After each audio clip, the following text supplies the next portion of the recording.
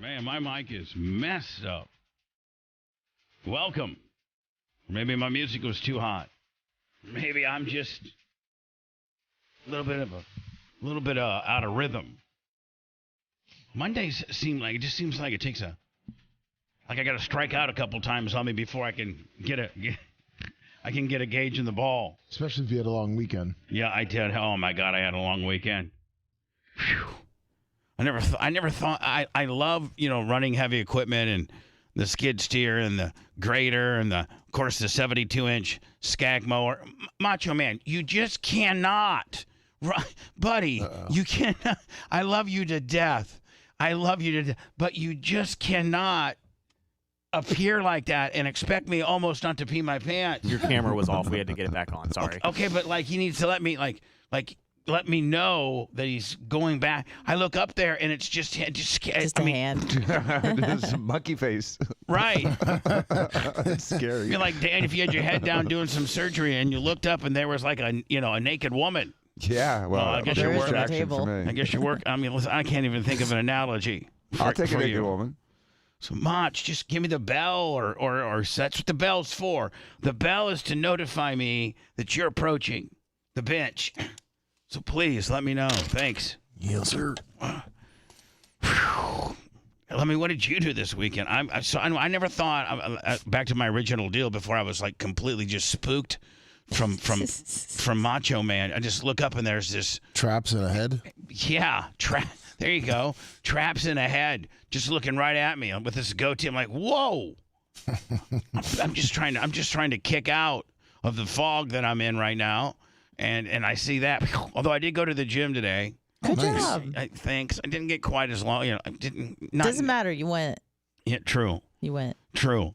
So, I never thought I'd say, I get tired of running heavy equipment, but I ran the grader and the water truck and the tiller tractor and the 72-inch skag 3-cylinder cooler. I'm sorry. I think it's a Kohler diesel skag. 72-inch. Nice. I mowed 15 acres. Jesus. I just, oh my you God. You didn't get tired of it. You got tired from it. I'm just warm. So I as soon as the show's over on Friday, I'm actually on the track, on the grader by 11:45. So at 11:45, even probably before Anna said goodbye. I mean, I don't know what time she said goodbye on Friday, but I'm on the piece of equipment. And the grader is so monotonous because you have to go slow, and it's just so monotonous. And you got to be paying attention because you got to be always adjusting your blade because that's what you like about it is you're kind of like in the present moment. I was, and so as of then I was good. 24/7 dynamic solution, $15 nail shop. Thank you. So, but then I got to go from that to the water truck and then water it all, and then I got to pack the entire track. Yeah, you said you had about 7 or 8 hours of work ahead of you when you left here. So I put in 10 hours. Ew. Yeah, I didn't get done till about 9 o'clock on about 9 o'clock on Friday, and then Saturday I was up at 7:30. Yuck. As soon as the sun rose, I was up. And I went out back, Lummy, and I went and graded again. Oh wow, okay. And then watered again, and then let the water kind of soak in and set. Then I got my skag mower and went back to the back and did the 15. That took 3 hours. 3 hours of being 3 hours. So then I'm like at 11 or so, and at this point I have to take the skid steer and clean the wall. You have to literally take the edge of the skid steer and go right against the wall, so it creates there's just not a lot of buildup. It's tough to explain.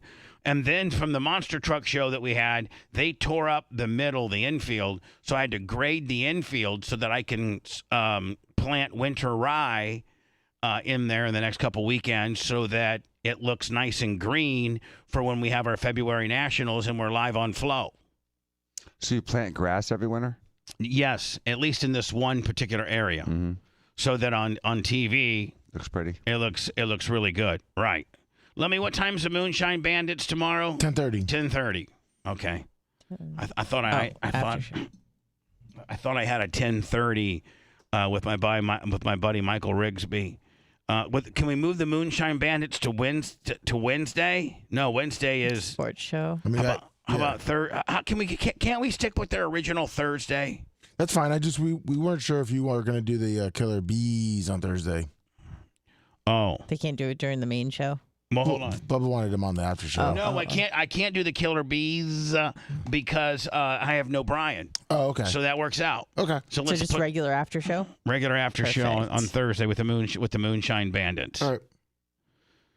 So then Saturday night racing, and there's a big, big tire protest. This guy protesting that guy's tire, and so all this drama in the pits. This guy's doping his tire up. I laid $300 tire protests, and I got to take samples of the tires and give an evidence bag and all this kind of deal. And then yesterday, I just literally sat in my recliner in my underwears and just watched I watched 3 games. I toggled between 3 games: the Bears, Lions, Bucks, Falcons, and Rams, Ravens. Because now I'm starting to watch TV. I'm watching NFL now based on Minnesota and Seattle and the Rams. Yes. I want them to lose as much as they can because those are the teams that the Packers are surrounded by to clinch that 7th or 6th seed for the NFC playoffs. It looks like that as of now, because the Bucks pulled one out of their ass. Sure did. God. The Bears pulled one out of their ass and beat the Lions. Yeah, which was but good.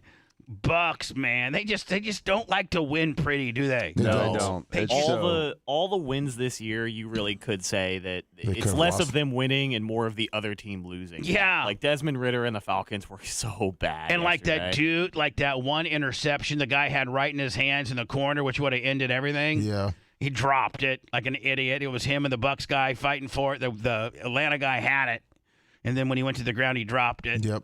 And that would have been the game right there. Sure would have been. But the Rams got beat, which was good. The Bucks are going to probably end up winning the division. That's I don't what know. it's They got to go to Green Bay next week. Yes. What do you think about that game? I don't think it's as easy of a game for Green Bay as people think it is. I think honest to God, I think it's a push. Mm-hmm.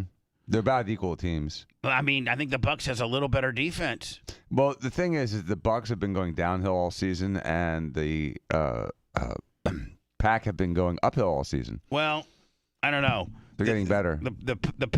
The Buccaneers. I mean, when they got their crap together, you still have to account for their defensive line. They got a great defensive line. They got a great set of linebackers, and they got Godwin and Evans. And all Baker's got to do is just not throw an interception. Yep. No turnovers. And get it to one of those 2 dudes, and you're gonna win. Yes. So that puts the Bucks hosting a playoff at Yes. Barp weekend. Exactly. Of course. Oh my God! I know. We Can't believe never- it. Like you really can't took it. even statistically figure that out the first of the year. What's the likeliness of the Bucks winning the division Without Tom Brady. And with Baker Mayfield to the point where they would actually host the first round of the playoffs? Like They were the betting favorites at the beginning of the year to win the division. they Were were. Yeah, they were. Yeah. Believe it or not. Yeah, but still no one believed it. Yeah, still Yeah, no but one hold still on. believes it. Which just goes to show you, man, you got to use that Bubba rate. If you've not booked these hotels that are right by the studio, which are really Close to the stadium. closest to the stadium too. Like not only are these hotels closest to our studios, but they're a handful of hotels that are what fans use to go to the game.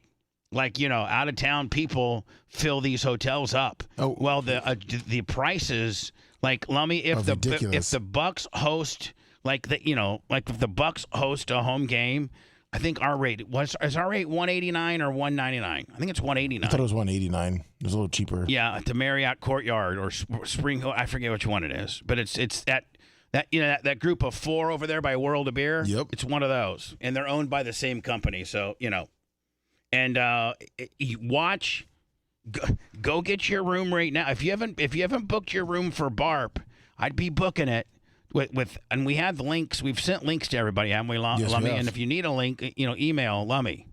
Is it Lummy at thebubbaarmy.com?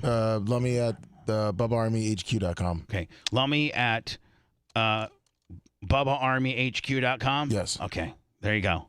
Lummy will get you your link that'll get you a $189 or like a $199 rate, because if you wait, first of all, Lummy, I think there's only a certain amount of rooms that are available. I think we may only have like 10 or 15 more rooms, period.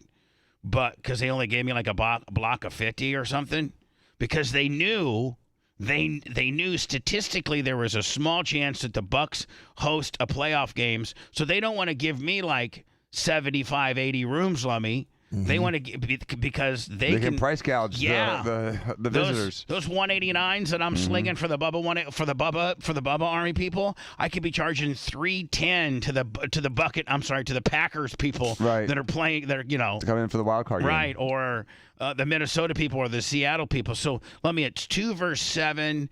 It's 3 verse 6, and then it's 4 and 5. It looks like the Bucks are going to be the 4 seed, right? Yeah. Or the 5 seed. No, there's 4 divisions. There's only 4 divisions, so they'll be the 4 seed. Yeah, that's the only way they make the postseason. Yes, so the 4 seed. That means they play the 5th team. That could be Green Bay. It could be, yeah. It could be Green Bay. Easy. It's going to be probably between one of these 4 teams: Green Bay, Minnesota, the Rams, or Seattle. I mean, right? That would be. There's your 4. Be great if it was Minnesota. They travel well, don't they? Well, didn't now, they Dan, lose what do you 3-0? Now, Dan, what do you do if the Bucks have a home game and it's they do 2 games on Saturday and 2 on Sunday? Right. It's 4 like in 7:30 on Saturday too. And you might miss Barp. I mean, if it's the late game, you better hope it's the early game. Yeah. If it's the early game, you're fine. Yep. But if it's the late game, which starts what, at 7:30? 7:30ish, probably. You're done. You're not going to, because I don't think that you ever miss a box appearance, do you? I've missed box appearances before, but it's a playoff game too. So, Right. I mean, You can't miss it. I'll do both. If I Currently, if the playoffs started today, it would be Tampa Bay versus Philly. Oh, geez. man.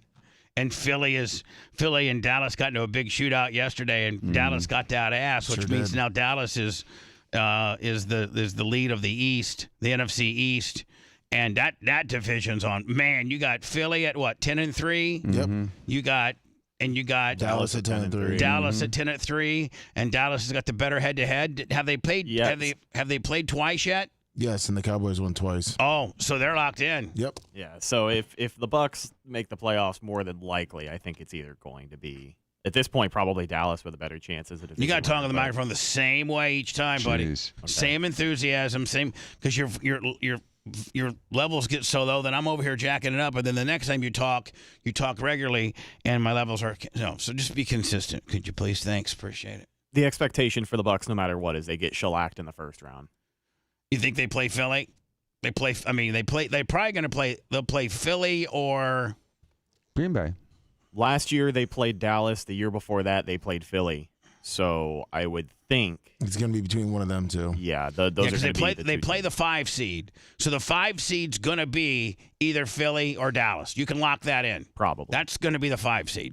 Yeah, most Because whoever likely. doesn't win the NFC East is the 5 seed, which is the higher of the 3 seeds. Correct. So if the Packers were the 7th seed right now, that means they'd play the number 2 team, which I think The is Cowboys. it'd be the Packers at the Cowboys. That scares the hell out of me. Eagles-Cowboys split that series. Eagles won the first Or game. did they? Cowboys won Wow. the second. All right, so the head-to-head must go to Dallas at this point. There's still a lot of football to play. There's Sure like 3 or is. 4 There weeks is, yeah. left. Yeah. Yeah. And the Packers getting by the Giants. Here's what I don't understand. What in the hell? What in the here? I've never seen this in the history of the NFL.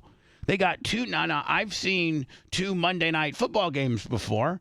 One at an East Coast one at 7:30, and then they'll do a West Coast one, and it's like 10:45, 10:30 on the East Coast, but it's a 7:30 or so West Coast starting time for the fans and stuff. So I've seen multiple Monday night football games on the same night, but always bi-coastal. So they had that Staggered. Yeah.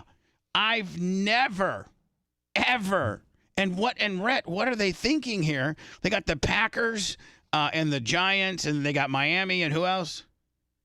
Miami and Tennessee. So they got the Packers and the Giants and Miami and Tennessee, 2 Monday Night Footballs games at the same time. Sounds like a cover your ass kind of idea, because if the Packers and Giants go out there and only put up 10 points between them, primetime football has been pretty bad for the NFL this year. I will say. Has it really? Oh, yeah. God. Ratings-wise, or Well, just the games. They've been awful.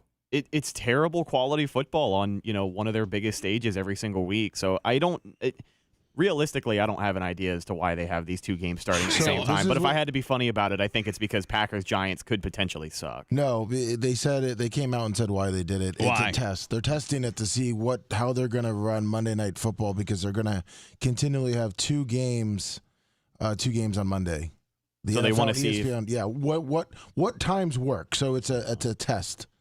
A test. The test to see what the best strategy for Monday Night Football will be moving forward.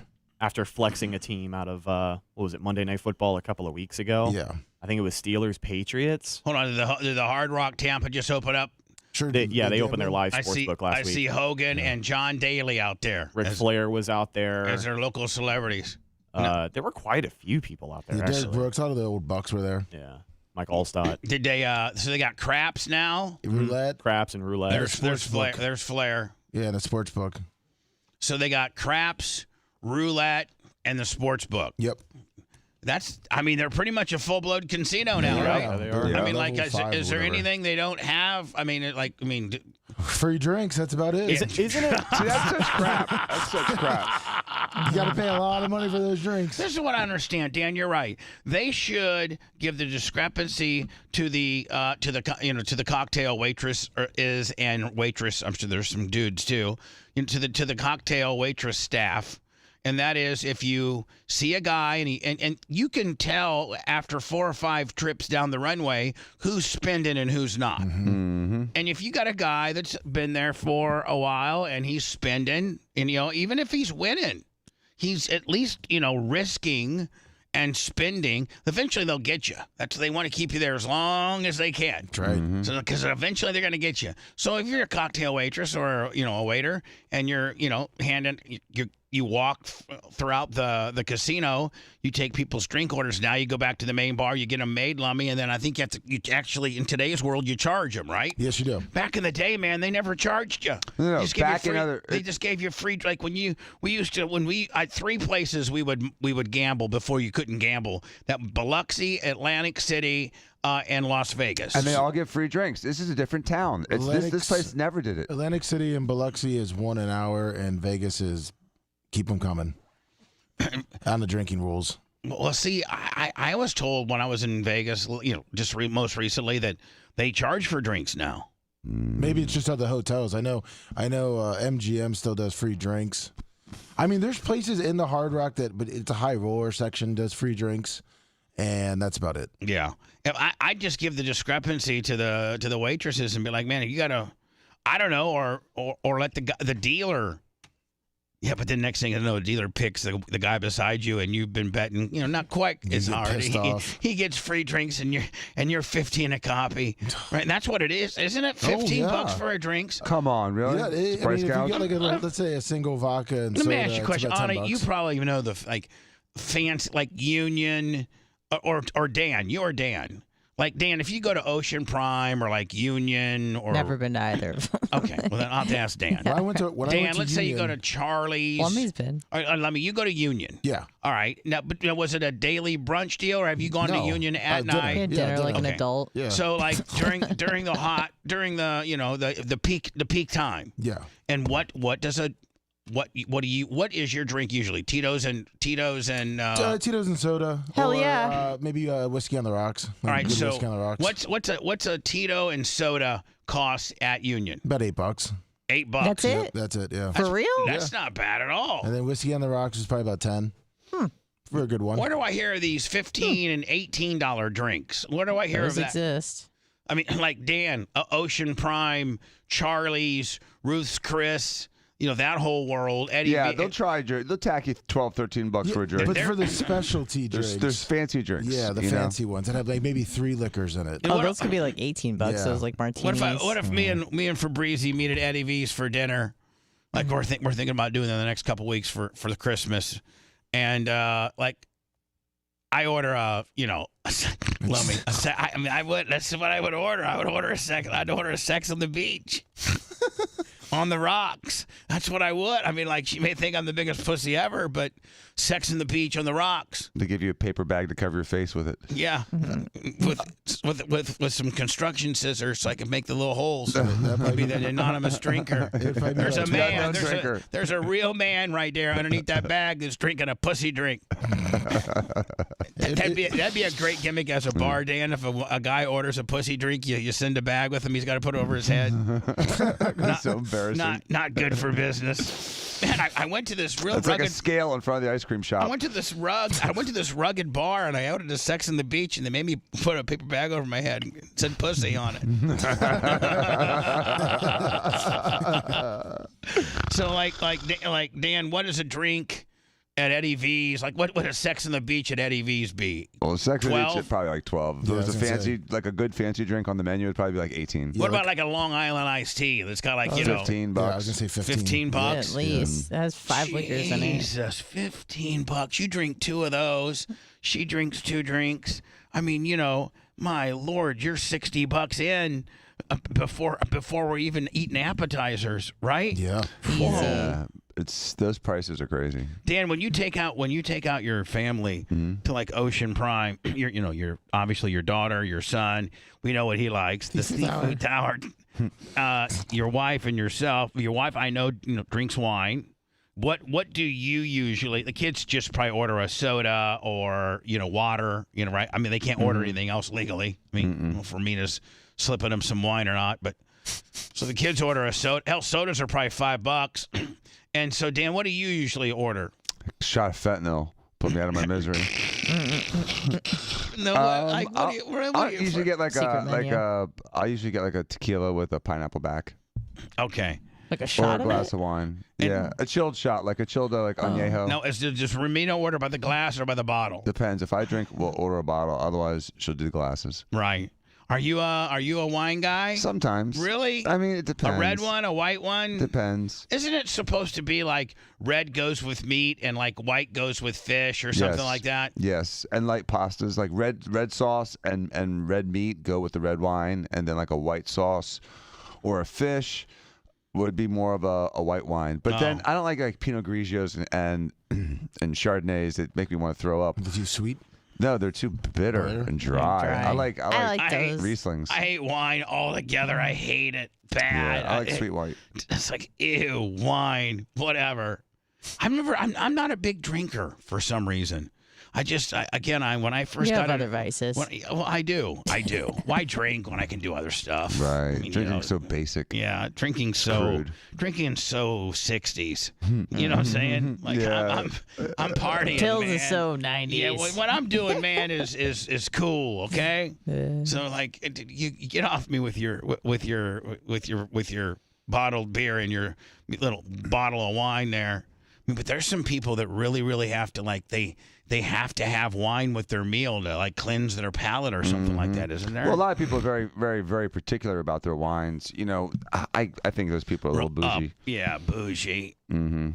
Like- I hate people that are always like sniffing and swirling and Looking at the legs. Yeah, and they'll be at dinner with somebody. I've seen this before where a guy will be at dinner with a girl and they both have red wine, and the whole time like the guy's swirling his glass and like playing with his glass. I'm like, dude, He's letting it breathe. Aerating it. Are you trying to act like Just Johnny unzip. wine expert Yeah. when really all you're looking for is some oral on the way home? Exactly. I mean, he you doesn't know. care about the wine. He's trying to get some nookie. Yeah, well, here's the deal, man, sir.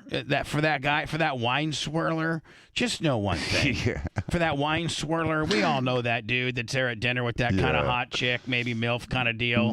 He's a lawyer or a doctor. He's a successful man. He's got a nice car. Yeah. And he's the woman. She's like in her late 30s, early 40s. She's hot. She's pay-per-view. And she's just, you got to take that type of girl to a real fancy kind of deal. And so you take her, and you have to understand her mindset is, hey, you know what? I'm just glad to be here at a super fancy place. I got my black little dress on. I look good as hell. Girls like dressing up, and they like going to fancy dinners. They like that for some reason, and so I think that she may think you're somewhat douchey if you're Johnny Swirl wine guy. Like I don't know. I have to throw it over to Anna. Not that she goes to these establishments, but like yeah, I don't really do fancy, but I understand the appeal. And every once in a while, it's nice to dress up and go someplace nice. But if you got Johnny, if you had Johnny Wine Swirl, some guy, girls are impressed by that. I wouldn't be. I think that's kind of like that's. By a guy knowing about wine. You don't even have to know about it. You just got to swirl it. No, to me, that's kind of like a guy being into astrology. It's just bizarre. Mm-hmm. If he's like, "Oh, are you a Virgo?" I'd be like, "What? Shut up!" Like that's so annoying. compatible. It's not really like a guy interest in my mind. I think it's more of like guys a have to change female your interest. technique. You can't be saying like, "Are you a Virgo? Are you a Cancer?" You just need to say, "Hey, do you squirt?" Right. I'm Yeah, swirling it's something else better. besides my wine glass. Say, listen, you order anything you want, any drink you want, whatever you want. Just order whatever you want. I want you want lobster, you want what? Just order whatever you want. Okay, that's what you tell them. Then that gives them a certain amount of thinking your coolness. And then you just kind of somehow don't swirl your wine. Don't please, and just be cool guy. Don't talk about yourself. Talk about her. Ask her all the questions. So tell me about your schooling. Tell me about your parents. Tell me about your job. Tell me about where you come from. Oh, my God, what made you move to Tampa? All that. Don't make it about you until she asks about you. And then at that point, downplay it.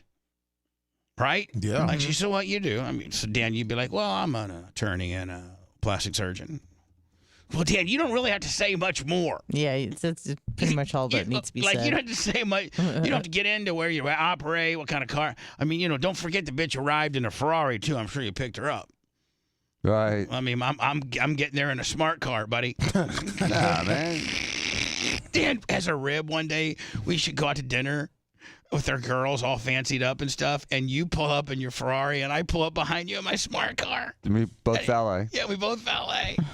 and you'd be the big spinner. Say, I'll take care of that guy in back of me too. They better charge you. It's half the size. That should get a discount. So if yours is 40, man, mine should be 20 max. Right. Exactly.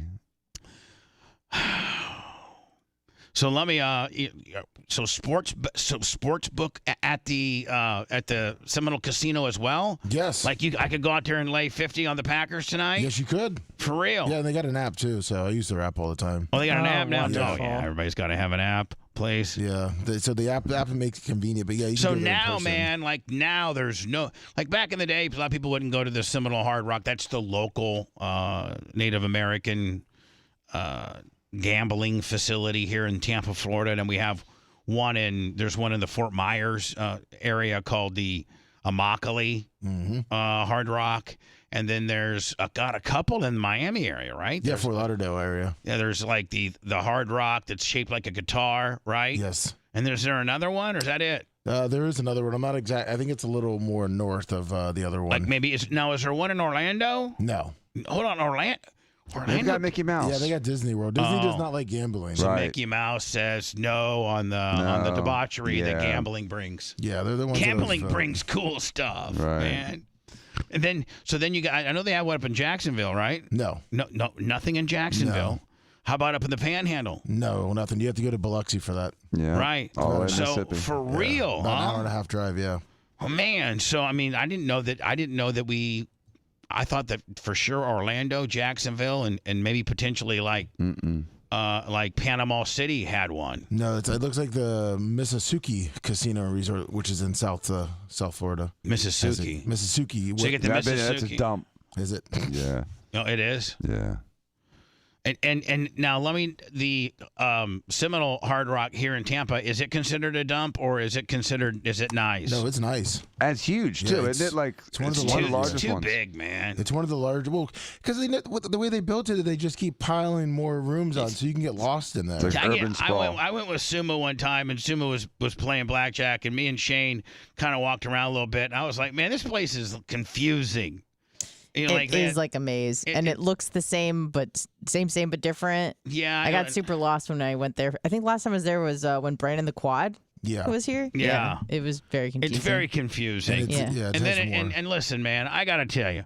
Let me ask Alexa. Hey, Alexa, what % of Americans smoke cigarettes? According to an Alexa Answers contributor, approximately 34.3 million people smoke cigarettes in the United States. That's 10%. Which is equivalent to 14% of the U.S. population. Oh, 14. 14. Okay. Oh, everyone died from COVID. So 14% of people that want to smoke cigarettes. 1 in 6. And you why wouldn't you just say, hey, we're just gonna eat the odds of the 1 in 6 that won't be happy with us and won't come, and make it smoke free? Because that is not representative of your gambling population. So your gambling population, it's not 14%, it's probably 35, 40, 50%. Yeah. Do you understand? It's a different class of people. And so the gambling group, that sub-demographic, has a higher number of smokers. They got a lot, and oxygen tanks. And they got a good amount of I see those everywhere. They got smoke-free rooms now. Yeah, but to the smoke-free rooms, you have to walk through 5 smoke rooms to get to the smoke-free. So yes, that's true. Yeah. But you can get there. When I was at the Red Rock at Ronnie, the limo driver's wedding, but they had a couple of smoke-free zones too, but for the most part, all the old bags, smoking didn't seem like there was a lot of smoking at the craps tables or the roulette. It seems like most of the smokers are just old bags that are just throwing their money away on the slot machines. They just park their ass down there, have a big ass couple packs of cigarettes, and they just go crazy on the deal. Yeah, they just sit and hit the button for hours and hours. I'm thinking, you don't want them leaving to take cigarette breaks. But so I'm you thinking, just let them smoke. where are these people getting all this money? Welfare. I know, but I see people go in there. What I don't understand is when I see people go in there and they're dropping, tens of thousands of dollars like it's nothing, and it's uncomfortable to watch. I know, even a guy that is worth a lot of money, it's uncomfortable. When Fabrizi used to gamble, and I'd watch him lose like $25,000, and he'd be completely sick to his stomach and completely like it would ruin the whole entire trip, right? Mm-hmm. But meanwhile, I went with him on other trips where he was up, $75,000, and it was a really, really fun trip there, and really fun trip back. Chasing that high. I can't do that. I've seen Fabrizi win so much money that we chartered a jet home. Really? Instead of, we Southwest out. We went on Southwest to get out there, or United or American or what are the old school, jet. There's some companies that have folded into each other. It might have been Northwest. I don't know, but he would always he stayed at the Mandalay. I think he stays at the Wynn now, but he stayed at the Mandalay at the time limit at nice. Danet, and they would pay for our airfare out there. Nice. First class. They would pay for it. Fabrizi could bring 3 dudes. It'd be 4 total dudes. It'd be me, Caesar, Fabrizi, and bingo. And we get first class on the way out there. And Fabrizi wins so much money that we'd private jet it back. That's crazy. Yeah. That's pretty good. But I've been times where Fabrizi had a puke bag sitting up there in first class on the way home because he was down, $62,000. He didn't know what he's going to do. He had to go tell his dad or something. Yeah, they probably flew him back out there for first class again. Oh yeah, but if you lose $62,000, you can bet they're gonna at least bump you to first. Oh, they love you. Yeah. You're their favorite. Yeah, if you've lost $62,000. So I just don't understand. Before I go into words, let me first of all, I've gotten screwed on watching the Packers now it'll be the second week in a row. Last week they were the Sunday night 8:20 game against the Chiefs where they won. Yep. Tonight they're the Monday night 8:15, 8:20 game. I go to bed at 6:30. I have to wake up in the morning and look and go right to my ESPN app to see if they won or not. And if they won, I sit down on my laptop and watch the highlights. If they lose, I don't. You don't even care about it then? You think they got a chance tonight? They got a really good chance. The Giants are ass buckets. Yeah, but it's these ass buckets that'll knock you off, right? When the Green Bay walked in on Thanksgiving Day to Detroit, what do you think Detroit said about Green Bay? Punks. These guys are some ass buckets. Yeah. What happened? They got their ass kicked. Exactly. And then when the Chiefs came to Lambeau last week, they're like, all right, so they knocked off the Detroit Lions. Big deal. They're still ass buckets, right? They're still the youngest team in the NFL. Yeah. That Jordan loves an ass bucket. Yeah.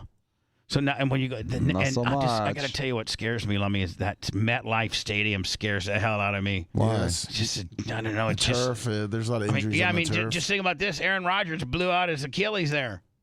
That is yes. I mean, talk about an advantage for the home team that probably knows the right cleat length. They probably got, they know exactly. Because they still wear cleats on this AstroTurf. Like it's not tennis shoe. Shorter cleat though. It's a shorter cleat. Yep. Because the base is not soil, the base is rubber. So they have this whole rubber, ground up rubber in it, and that's what the shoe grabs a hold of for grip. Yeah, they're like little rubber pellets. They're like little black rubber BBs. They're tiny, and they're all symmetrical in size. And they get in your eyes, they get in your ears. Stadiums have a whole crew that does nothing but rake it through the week to get it. And they have these depth meters and stuff on their tractors that will show you if one area gets, let's say 4 or 5 tackles go to one area and all this rubber is displaced. Well, then if there's another area that's higher based on where that rubber went, right? It goes back into the carpet. Yeah. And so they have these machines that have these depth things, and they rake it after every game to get it back in the rubber more symmetrical. Yeah, symmetrical in each individual spot. Wow, I didn't know that. Yeah, you didn't know. I was curious what they did. How do you maintain all that little rubber pellets? I gotta go people throw because on the sidelines everybody's eating. And so my biggest mystery is because all the coaches gum and sunflower seeds. So where's all this gum and sunflower seed shells going? I don't think you see any of that on the NFL sidelines anymore. We did it when we had turf. I saw guys just spitting their seeds all over the place with the turf. I don't know how they clean it and get all that crap out. But was it on the playing surface or was it? It was on the sideline of the playing surface. Yes, I was spitting sunflower seeds at in New Orleans, right on the sideline. Well, I'm sure the rain. I don't know. A lot of these places are indoors too. Yeah. I don't know. Lummy, I can go to words. See if you can look up AstroTurf rubber maintenance or something like that. I'd like to see that video. I just sent it to you. Okay. I have a question. Okay. Did they just pull a big job on the system? This is nice. Bubba the Love Sponge returns after this.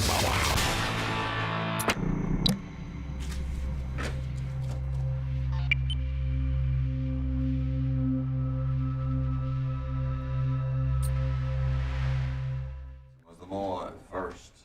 Snozook, good morning. In Orlando. Brian from Philly, Group of Loops, I'm on. Hello, bud. Morning.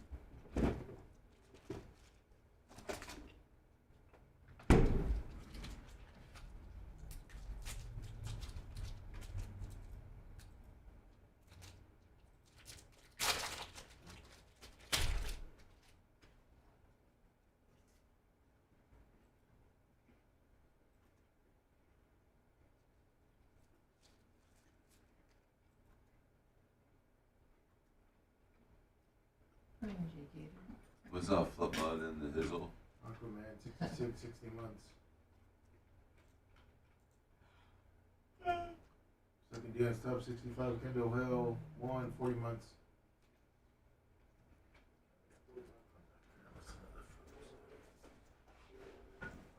Snozook's there. What's up, Kicks for Guns, too? Good morning. Big Rig. Young guy. That comes with keeping your field at peak performance. It's important to understand how to properly maintain it. A turf field of this caliber requires routine attention and care. If you want it to last. Surface maintenance is a necessary process in preserving your Shaw Sports turf field. What's up, Fat Pig? Both the groomer and sweeper are crucial pieces of equipment when it comes to getting the absolute best out of your turf. Grooming the field. The groomer's role is to Hello, Leslie. Good morning. condition turf field fibers by standing them up or altering the way fibers lay for better surface play. Regular and proper use of a groomer prevents increased fiber wear as well. Big Buck. Proper grooming techniques dictates that the groomer's brush be set down into the turf fibers, resting just on top of the infill surface, so that the brush may redistribute infill evenly as it moves over the field. For best results, always drive the groomer from one side of the field to the other, back and forth. It is also recommended that you change direction each time the field is groomed. Follow this same pattern when sweeping the field. Sweep as necessary, then before grooming your turf field. As for grooming, follow a predetermined schedule of feeds. For heavy leaves or pine straw, we suggest brush rests firmly on the surface of the turf field fibers, so it doesn't dig into the turf infill. Much like the groomer, for best results, drag the sweeper from one side of the field to the other. Make sure to change direction. We recommend being careful the center rod down, extending it beyond the base.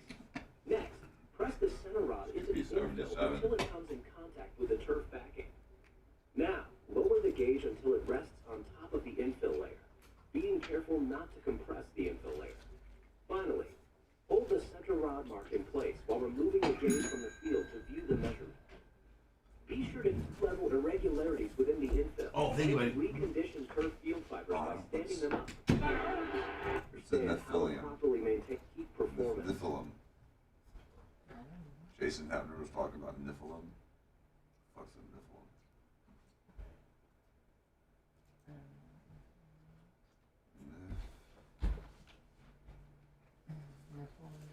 In the Bible, the fallen ones, mysterious beings or people in the Hebrew Bible who are described as being large and strong.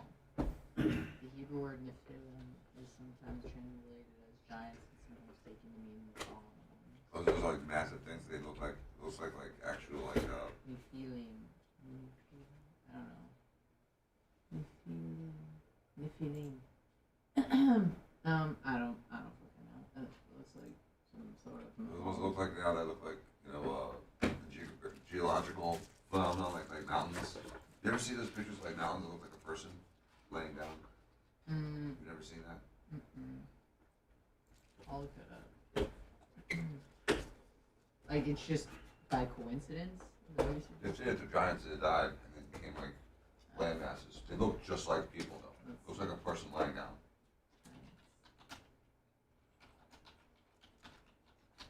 Fin 212.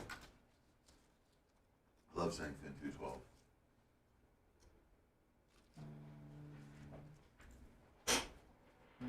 That looks like it's a drawing. No, like in the landmass, you'll see like stuff like that. Nephilim giants. Yeah, yes, Nephilim. There's a bunch like that.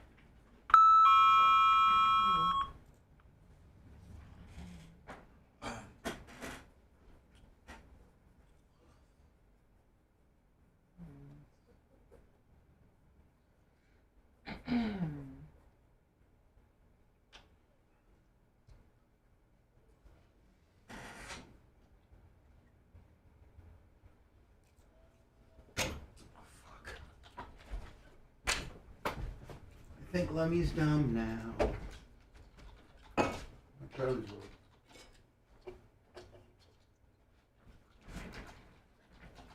right.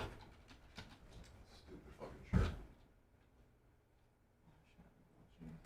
From Christmas vacation. So stupid.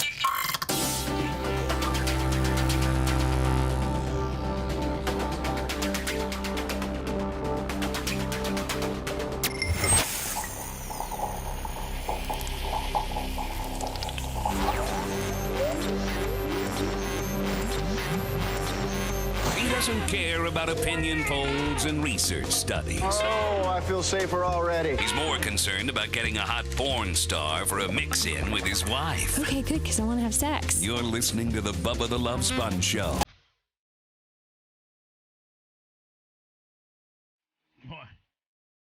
Boy, has my life changed.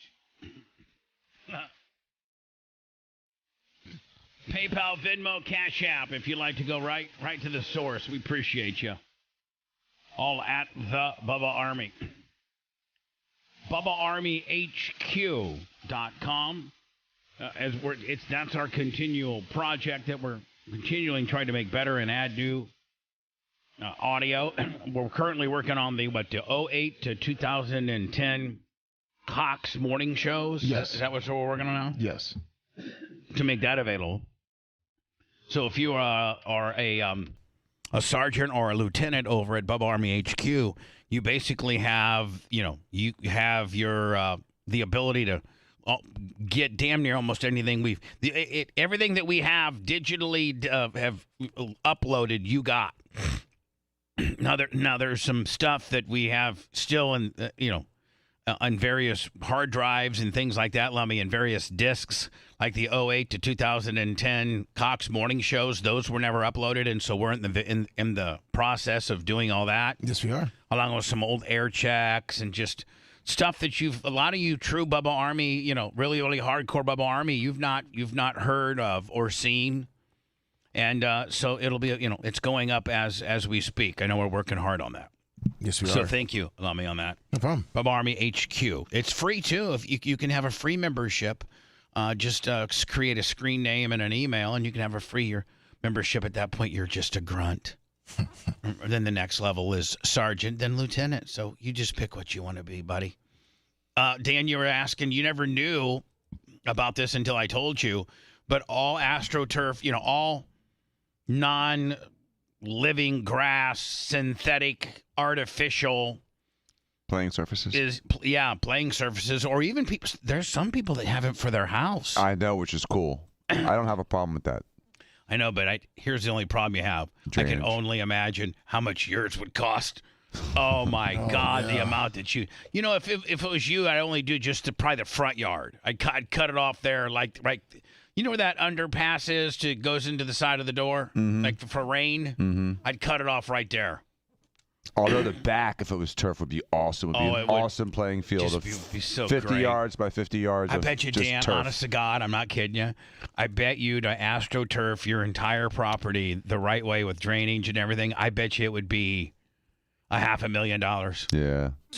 Yeah, I mean, why have AstroTurf, Dan, when you can buy another Ferrari? Right, exactly. And just throw some winter rye down. And just have a good lawn maintenance crew to make your natural grass look nice. Dude, my mulch cost over $10,000. What's that? I remulched and it was like $10,000. You're kidding me. No, it was expensive. Hold on. I took out all those brushes that were like all those bushes along the driveway that were. No, I know, but I'm just saying. I know, I understand. You have a driveway that is bush lined, which makes it super cool when you're driving into a driveway and a person has like these super cool bushes on either side, kind of guiding. It just looks super high dollar, like Dan is. Mm-hmm. But Dan, hold on. Took it all out. So you took all that out and mulched it?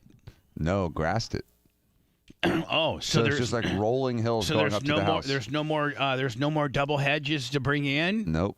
Mm-mm. Oh. Was it because Ramina was getting too intoxicated and scratching her Escalade bottom quarter panels on it? Interestingly, who's the worst at hitting the bushes? Me. Really? Yeah. With the beater Porsche? Yeah, because do you run over them? Well, it's not that I run over them, but I brush against them because a lot of times, when I'm going through that side, rich people problem, by the way. Yeah. When I'm going through this side, it's pavered and the middle is asphalt, so that little loop around. Sometimes I hit that a little too fast in the morning and it's slick, and so I'm sliding as I'm going through it, and then I actually slide into the bushes as I'm kind of. I drift out. Rich people problems. Yeah. So I got scratches on the sides of my car from the bushes. So I don't mind missing them. So you're telling me that you had a remulching project, which is, to mulch all around the shrubbery and to mulch up by the house and all the landscaping by the home, up by the home, and then probably mulched all the trees on the property, and then, mulched around the carriage house. Just, you remulched the whole entire property. And that cost you $10,000 just to remulch? To take out those bushes and remulch was $10,000. Wow! Yeah, I got Lemmy, we need to quit radio and be Dan's exclusive landscaping crew. Well, we're getting 10 G's for mulching. I have 1,500 feet of property line. They had to mulch all the way around. I know, buddy. There's a lot. I'm just saying, my God. And they had this big truck that came in and blew it all in, and then they had to bring in another truck the next day. They ran out. I mean, I usually just, had Mexicans and bags that I got at Home Depot. Yeah, there you go. I mean, Dan's got these big trucks that blow the mulch on in and stuff. We got bags from Home Depot. Yeah, but I would be like 1,000 bags. I know. I'm just saying, Mexicans. rich people problems, man. Yeah. You're a straight pimp, kid. So anyway, Dan, I know that you I brought this up. You did not know that the way they keep the AstroTurf even and stuff is through it's actually quite an elaborate system. Here's an example. Let me find some place that does it. Here we go. How to properly maintain it. A turf field of this caliber requires routine attention and care, especially if you want it to last. Surface maintenance is a necessary process in preserving your Shaw Sports turf field. So they Dan, you got to buy, not only got to buy the field for like $1 zillion, but you got to buy a couple ATVs, then you got to buy a groomer, then you got to buy a sweeper, and you got to have a couple guys do it. Wow. The groomer and sweeper are crucial pieces of. And Lummy, you know that these pieces of equipment, they're about probably $10,000 a piece. Oh, they're not going to give them to you. Equipment when it comes to getting the absolute best out of your turf. Grooming the field. The groomer's role is to re-level irregularities within the infill. See, Dan, how it spreads it all? Yeah. And recondition turf field fibers by standing them up or altering the way fibers lay for better surface play. Regular and proper use of a groomer prevents increased fiber wear as well. Proper grooming techniques dictate. So anyway, Dan, you never knew, did you? No, I figured there was something, but it's interesting. Lummy, did you? By the way, yeah. did everybody? I'm almost afraid to see what the participation level or the completion level is. But did everybody get their voiceover stuff done? Yes. Sir. Oh, for real? Voiceover. Yes, sir. Dan. I haven't printed it out, but I did it. Well, I have to have it printed out. No, I will. I just didn't have a printer in my house, but I had it completed. Or email. You know what? How about emailing it to me? Perfect. I can do that. Boy, am I getting. I'm getting so technical advanced. You are.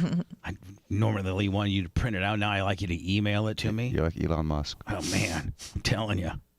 So thank you for everybody. Thank you for that. I'm going to submit it today or tomorrow after I look at yours, and then I'll take Lemmy the best of everybody's. Cause I'm only getting one page because it takes a lot. You wouldn't believe what these professional voice people charge per page now. Voiceovers? I just don't understand what you're talking about. Like the ins and outs. The ins and outs. Intros and outros. They say some little. You're listening to the Bubba the Love Sponge show. Brickton Theater by the International Airport. And some liners. That. Like the positioning statements or the it's called the production element of your show. So like you're listening to the Bubba and now back to the Bubba, all that. Mm-hmm. Those are called bumpers or positioning statements within the business. And so you have to you should probably every 6 months get new ones. We haven't had new ones in 12 years. So we're due. Yeah. And the ones that we just kind of reinvented, Lummy, those were actually originally done for Sirius XM. So we found a little honey hole of stuff, and Brad James is put that together best he can. But fundamentally, we just need some new reads. So I get this female that I like her sound. It's not an overly produced. It's just kind of it's just a really good female. Girl next door kind of sound. Yep. Perfect. Yep. Girl next door, not like Tara, like she's got. A rabbit. She's using she's using her Hitachi. Tara sounds like she's using her Hitachi. It's the Bubba the Love Sponge show. No, I need it. Sandwich in and out. So anyway, thank you for getting that to me. If you could email that to me, each and every one of you that did it. No problem. I appreciate it, and we'll get that done. This is ridiculous. I'm gonna again, Anna. I apologize. We've just now almost an hour complete sports, but let's see us guys. I like it. But you got no, you don't. We know you don't. But that's okay. I don't. But that's okay. But you've gotten You've since gotten better about dealing with it. Because back in the day, you would be obviously uncomfortable, and you'd start doing just looking stupid, and being bored, and being obviously not into what we were saying. Now I'll tell you this one, you've gotten a lot better at faking it. Thank you. She's figured out how to have the microphone hold her head up. Right. Just later when we get into sports. But you got to understand what a lot of guys, like when they go back to work on Monday, a lot of what they'll be talking about is some of the sports they watched I over the understand, weekend. and that's why I included some highlights and some sports stories in the preps. Right, thanks.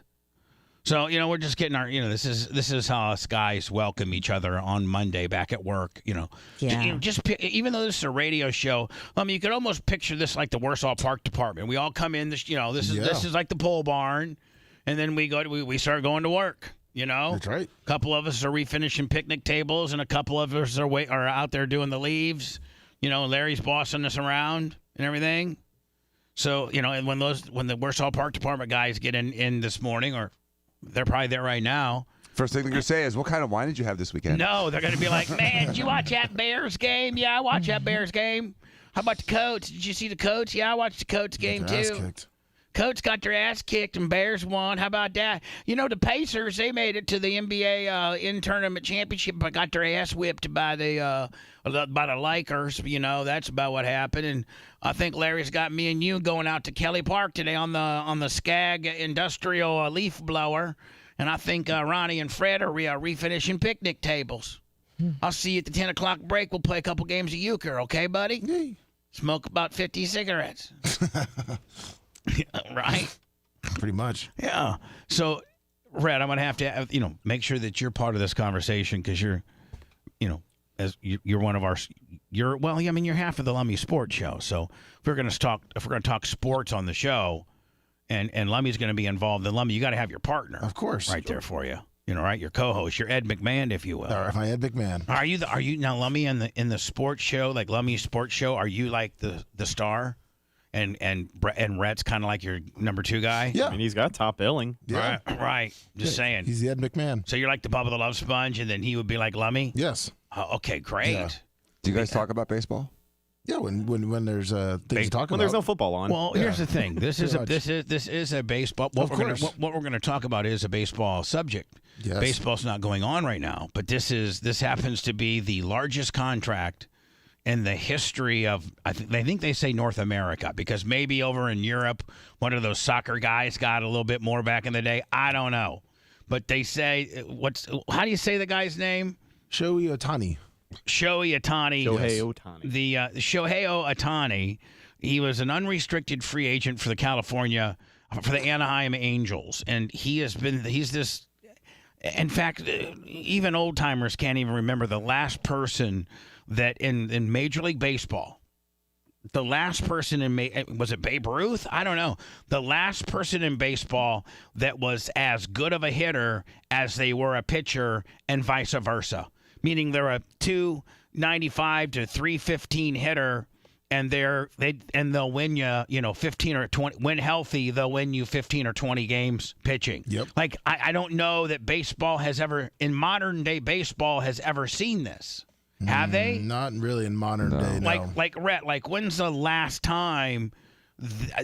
I mean, not even in the 70s or the 60s or the 50s do I remember anybody being, one of the top 5 hitters in the league and one of the top 5 pitchers in the league. I've never heard of that. I mean, Verlander was never that good of a hitter, was he? No. He didn't play the field. We're talking Greg about Maddux? fielders. No, we're talking about fielders. Yeah, Those I guys mean, were there's really not. There's really not. So, now, I will say the big problem with Ohtani, though, I'm not going to say the deal isn't worth the money, but he's not going to pitch until late 24, if not 25. Still. When he does, he's going to get you 15. Anyway, Shohei, how do you say that? I just got to call him Ohtani. Yeah. Shohei Ohtani. And it looks like the last one. And who found this guy? Like, was this guy over in Japan? Yes, or China? A lot of Japanese people play so baseball. he was over in Japan, and we probably have all kinds of scouts over there, do we not? Yes, we do. And it looks like the last one was 1964, Willie Smith. So tell me about Willie Smith. How many games did he win? What did he bat? But he batted 301, and he was a reliever for him and pitched in 14 games. Okay, what about Colon? Wasn't he a pitcher? Carlos? No, Bartolo. Oh, he didn't. Yeah, but he didn't play in the field. We're talking about people that actually played in the field. You mean pitching? Pitching Talking about and playing in the pitchers, field. Talking about the best pitchers and hitters of all time. Yeah, I mean, we're talking. We're not. We're not. Hold on. I didn't know that Ohtani. He'll also play short or. No, he plays in the outfield. That's what makes him special. He plays every single day. Right, but he was a pitcher. Yes. Like he made a lot of money pitching. Well, yeah. But his big thing not is playing from the field. But well, I mean, his most special attribute is his pitching. Okay. And his hitting. Yes. The fact that he can pitch and hit. He can hit 30 homers and win 20 games. I'm trying to say yes, but I'm trying to say is I didn't know that they really cared about with how well he was on right field. I'm just asking. What I'm saying. What are you he saying can play then? every single day. He can be a DH. You didn't have a Greg Maddux DHing for you every day. Oh yeah, you didn't have him so you're playing in the so hold outfield. on, lover. Listen, back it down a notch. I think you would just call that he's an everyday player. He's frustrated. He's an everyday player. He can play every day. Yes, that's But chances are it's either going to be pitcher or designated hitter. Correct. But now with the Dodgers and the National League not having a designated hitter, wouldn't one think that would take his value down even more instead of up? The Dodgers gave this guy, Dan, $700 million guaranteed. It's unbelievable. A 10-year, $70 million deal for this Ohtani guy from the Anaheim Angels. Now, how long was he with the Angels? I believe 6 years. National League has the DH now. Oh, they do? Yeah. I didn't. When did that go down? Last year. All right, so it doesn't make me look that stupid that I wouldn't know that. Correct. Because it just happened. Yeah. Right. Yes. 10-year deal worth $700 million, which makes it the richest contract in baseball history. He surpassed the Mike Trout's $426 million with the same team, oddly enough. Yeah. Man, the Angels really like to pay, but they don't get a lot out of you, do they? No, they do not. So they got Mike Trout at 426. He's one of the best players in baseball. You had this Ohtani character on your team for 6 years, and he's one of the best players in the world, to the point where during free agency, your competition, well, not really your competition, because obviously Anaheim's in the American League and the Dodgers are in the National League. But anyway, your arch nemesis, one would say, steals him away for. Did the Angels not? They weren't even in the ballpark. The closest. Why didn't the Angels trade? Why didn't the Angels do like what the Rays do? And it says why we still have them under a 1-year deal. Last year, trade them, knowing that you could get value. You could get a lot. I mean, you could have got anything for this guy. The injury. Oh, it kind of derailed him second half of the year. And honestly, it sucks because, again, you talk about the bankroll. They went all in with Trout and Ohtani, and they got nothing to show for it. They have nothing. They don't even have any. After having Ohtani, developed him, made him what he is today, to the point where somebody will give him $700 million. The Angels are the ones that do all of that infrastructure, right? And then they don't even get anything for him. He leaves completely unscathed. Like you got nothing.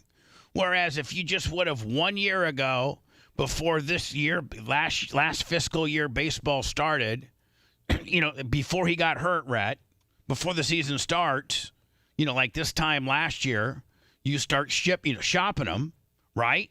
You don't think that I don't know, there would have been probably the Yankees, the Braves, the Cubs, the Mets, the Red Sox, the Dodgers, where he ended up.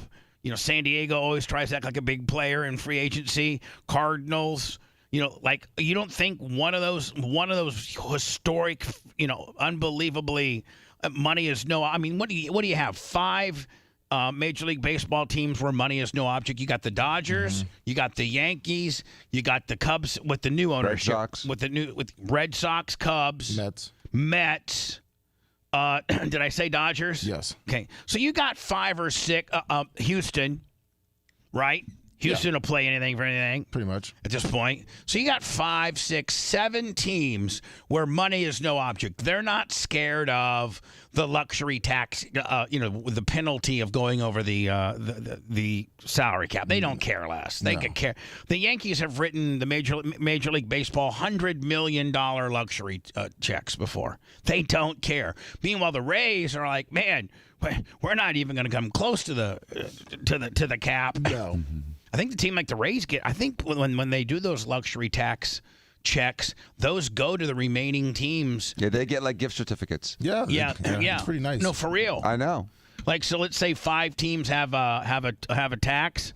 Then the 27 or however many other teams divide. They pool all of that tax, and then I think maybe the Major League Baseball takes a percentage of it. But then after that, then I think they cut it up individually. Can you imagine the Rays? The Rays gets like a $15-20 million check, Lummy, just for all the teams that went over the cap. Exactly. You could almost pay for a third of your payroll from just the tax. No wonder the Rays are able to have 18 people in the stands and not have to worry about it, right? Yeah. Right. And they're getting that luxury tax check. So I'm just saying, man, the Angels, who's the general manager for the Angels? That guy needs to be fired immediately. Yeah, he definitely should My be. God, you would have gotten major players. You would have gotten first-round draft picks, everything for this guy. Perry Manasian. Who's that? That's the general manager? Yes. They should string him up tonight. Perry Mahajan, you idiot. You got Mike Trout, can't win it. You had Joe Madden, freshly from the World Series, comes to your team. You run him out of town. You get Trout. Who was the guy they had before Trout? They had a big stud before Trout. Albert Pujols played there. Yeah, they had Pujols. They had Trout. Then you got Ohtani, and they develop Ohtani until the badass that he is, and then they get nothing, zero. He just used you. He did. It's like the most disrespectful thing you can do to a woman. You know what I'm saying. They just didn't have the depth. I mean, they didn't have the bullpen. They didn't have the defense. Rather than be a gentleman about it, you throw it right up there on the face. That's the most. That's like not cool for most girls. It's like a real disrespectful kind of thing. That's what Ohtani did to the Angels just now. Like he almost went to Toronto too. Yeah, he traveled up there this week. Toronto offered him at 10 years, $600 million. Yeah, but here's the deal: you got to pay those Canadian taxes. That's true. Yeah, his agent says, "Listen, man, you need to have." Well, he's got to pay California taxes too. Well, yeah, that's another team. These players don't think. They get drafted. They don't necessarily. No. I mean, this guy determined where he went. He signed the contract with them, but he had a trade clause. So, would you rather get $700 million from California and pay all those taxes, or get like $50 million from Tampa? Yeah, I'm not doing much thinking if I'm getting paid $191,000 a day. Yeah, you're right. Yeah, that's true. I'm making $200,000 a day. $33,000 per hour. Good job. I think you're hiring a nice accountant on that one. Maybe 2. Man, you can be blasting your wife for an hour, and you're like, you know what? I just made $33,000. Or you just lost. The pain, games, and mind fucks will continue. This is the Bubba the Love Sponge Show. Bubba the Love Sponge returns after this.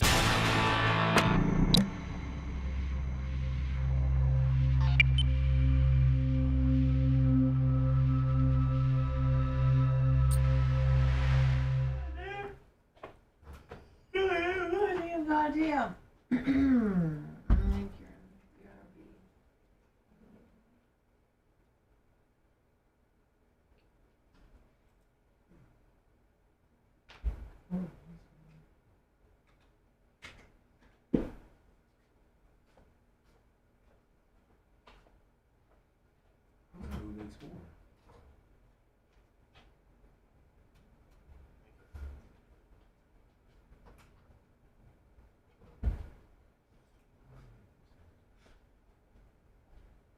I didn't mean to get you mad about the in the field conversation. No, but hear me out. I thought we were talking about pitchers. Who gives a fuck, man? Don't worry about that big. He ain't mad at you. He can't. Let me. Do not be mad. Do not be mad at Rhett to make Rhett have to come in here and just explain. I didn't say anything to Rhett to say I was mad. He doesn't have to. He doesn't have to. You know how Lummy gets when he's mad. Lummy, don't be mad. I'm not mad. I was trying to figure out who has the largest sports contract. I could feel it through the wall. Yeah, Lummy, so quit being a fucking bitch on this, okay? You're gonna get in trouble. I don't even know what I did. I don't. You're in trouble, Lummy. If you're gonna make a big deal about this, you're in trouble. About what? I don't even know what I'm supposed to be mad about. Exactly. So just be happy that we were having some nice banter, okay? I am. What? I can name pictures all day long that we're good at hitting.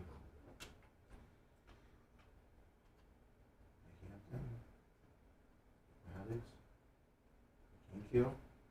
I still don't know how to largest fucking country in the world. The soccer guy, he's only. Hi, YouTube. I love you. Oh, because it's average per year, maybe. I love you, YouTube, and I love you, Rumble. What the fuck is that? And I know you hate me. I know I'm like number whatever, but just trying to keep it together, cuz No fucking way. Where are you gonna put that AED box? I'm gonna put it in the kitchen. You're gonna put the box on the wall in the kitchen? You put the box on the wall, and then you put the unit inside the box. Gotcha. Are you gonna keep the key there? Do you have to break the glass to get to it? No, the keys will be in it, or the door will be left unlocked. I'm going to probably have Big Rig just take it so it's just a door that opens and closes with no lock on it. Understood. And Just so it's like just a storage for it. yeah, it's just basically it's just basically it's a very visible. Right. You know, if somebody said, "Where's it go?" AED, just go in the kitchen. You can't miss it. Gotcha. You know, like, and literally, you'd have to be almost dumber than Lummy, that if you couldn't find it, because it's on the wall and it's white and it's big and it's bulky AED. and it says AED with I think there might even be a little siren thing. I think there's a big heart on it. Yeah, and it's on the wall. So if you said literally, it's in the kitchen above the sink, you could not miss it. Well, Dumber would. But that can save lives by how fast you can get that hooked up. Yes, absolutely, 100% agree with you. Lummy, you saw Dumber, right? Yes, I did. Is he fucking stupid? Yes, he is. We're gonna talk about our AED machine, how responsible that is. Yes. So I found that he's. But like Dan, here's the deal: fucking a minute in that world. It's a minute. It's eternity. Right.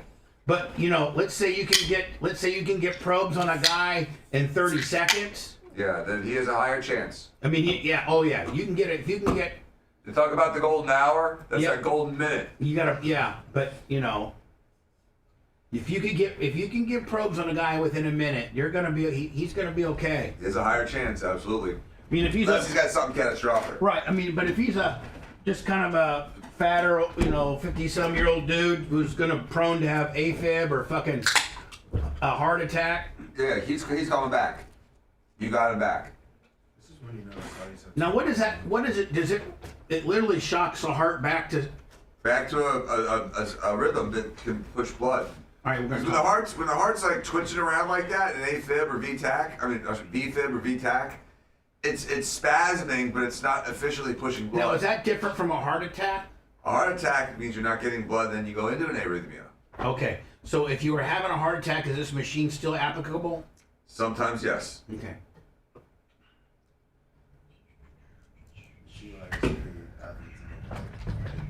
I'm sorry, what? The two highest paid athletes in the world in Saudi Arabian League, soccer league. Oh, really? Golfers? $215 million a year. They're gonna be the same amount. Well, I might get a tournament and learn how to play soccer. Oh, soccer. Ronaldo and Kareem Benzema.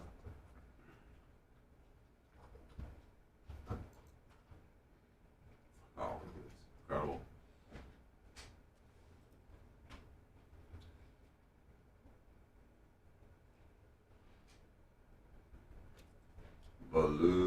Bahudi. Yuhudi. Is that E-Y? Yeah, Yuhudi. Bird Farms. What's up, short stroker? Is this true? Sudden cardiac arrest versus heart attack, they're not the same, so they should be treated differently. Yes.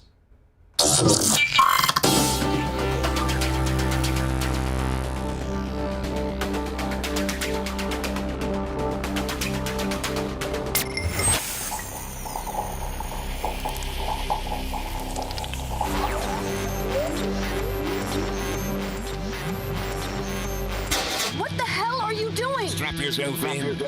The emotional roller coaster is about to start. We will give nothing back to the academic community, as well as provide no public service of any kind. I promise you.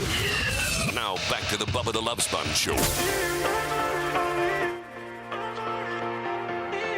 It's a Monday, so Dr. Dan is here. He's here on Monday, Tuesdays, and Fridays when the doctor's in.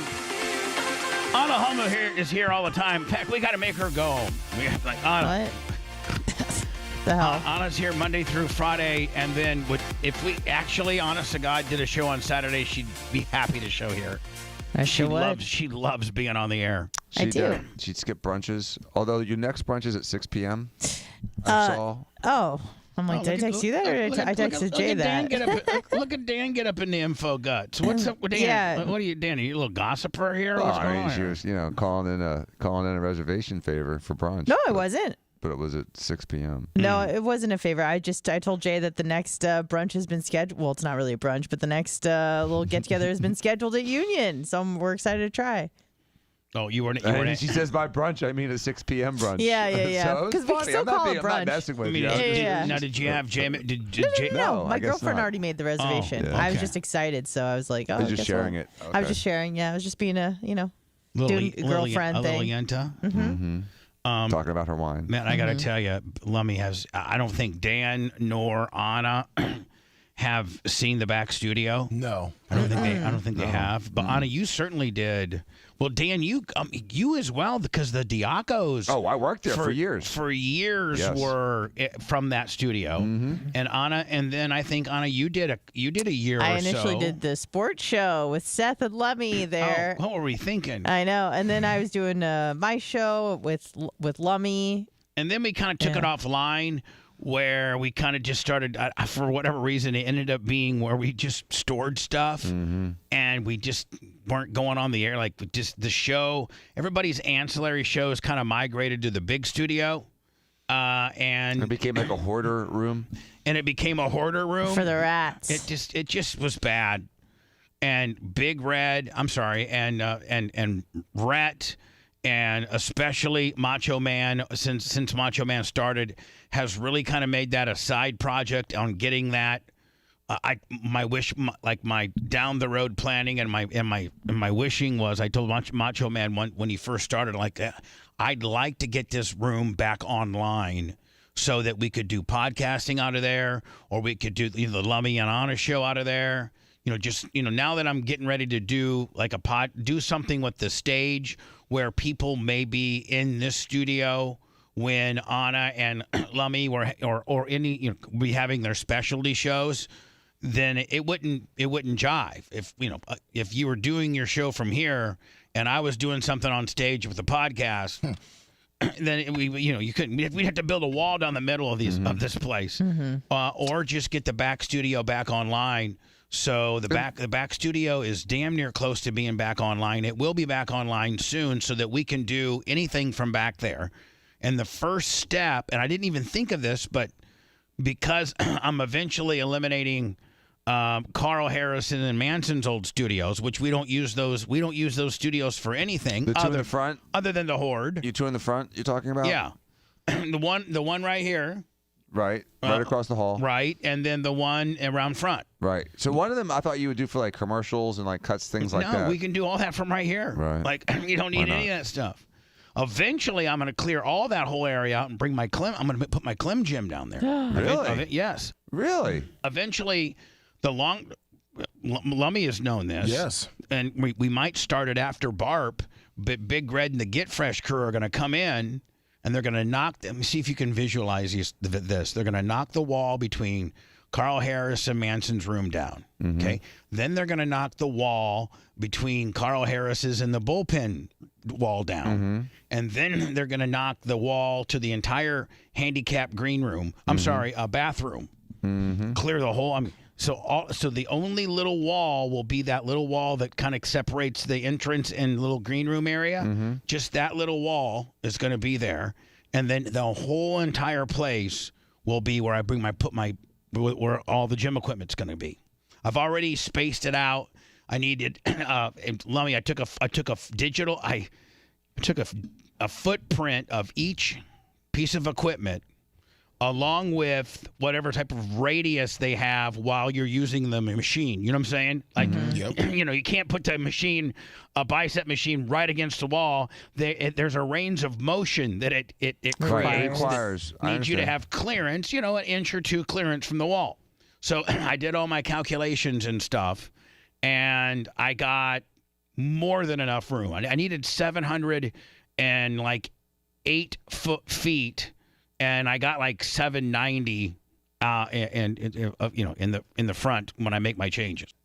So I don't know if I'm gonna get the mirrors or not, but I'd like to have those mirrors too. More mirrors, the better. But eventually, I'm gonna Makes you move. stronger. Eventually, I'm gonna move the Clim Gym over here. I did not realize to the bottom floor. Do we all get free memberships? Yeah. Nice. So I mean, well, if you have hold on. I'll have a window that you can work out in, and then after that window, no, you can't GTFO. come right.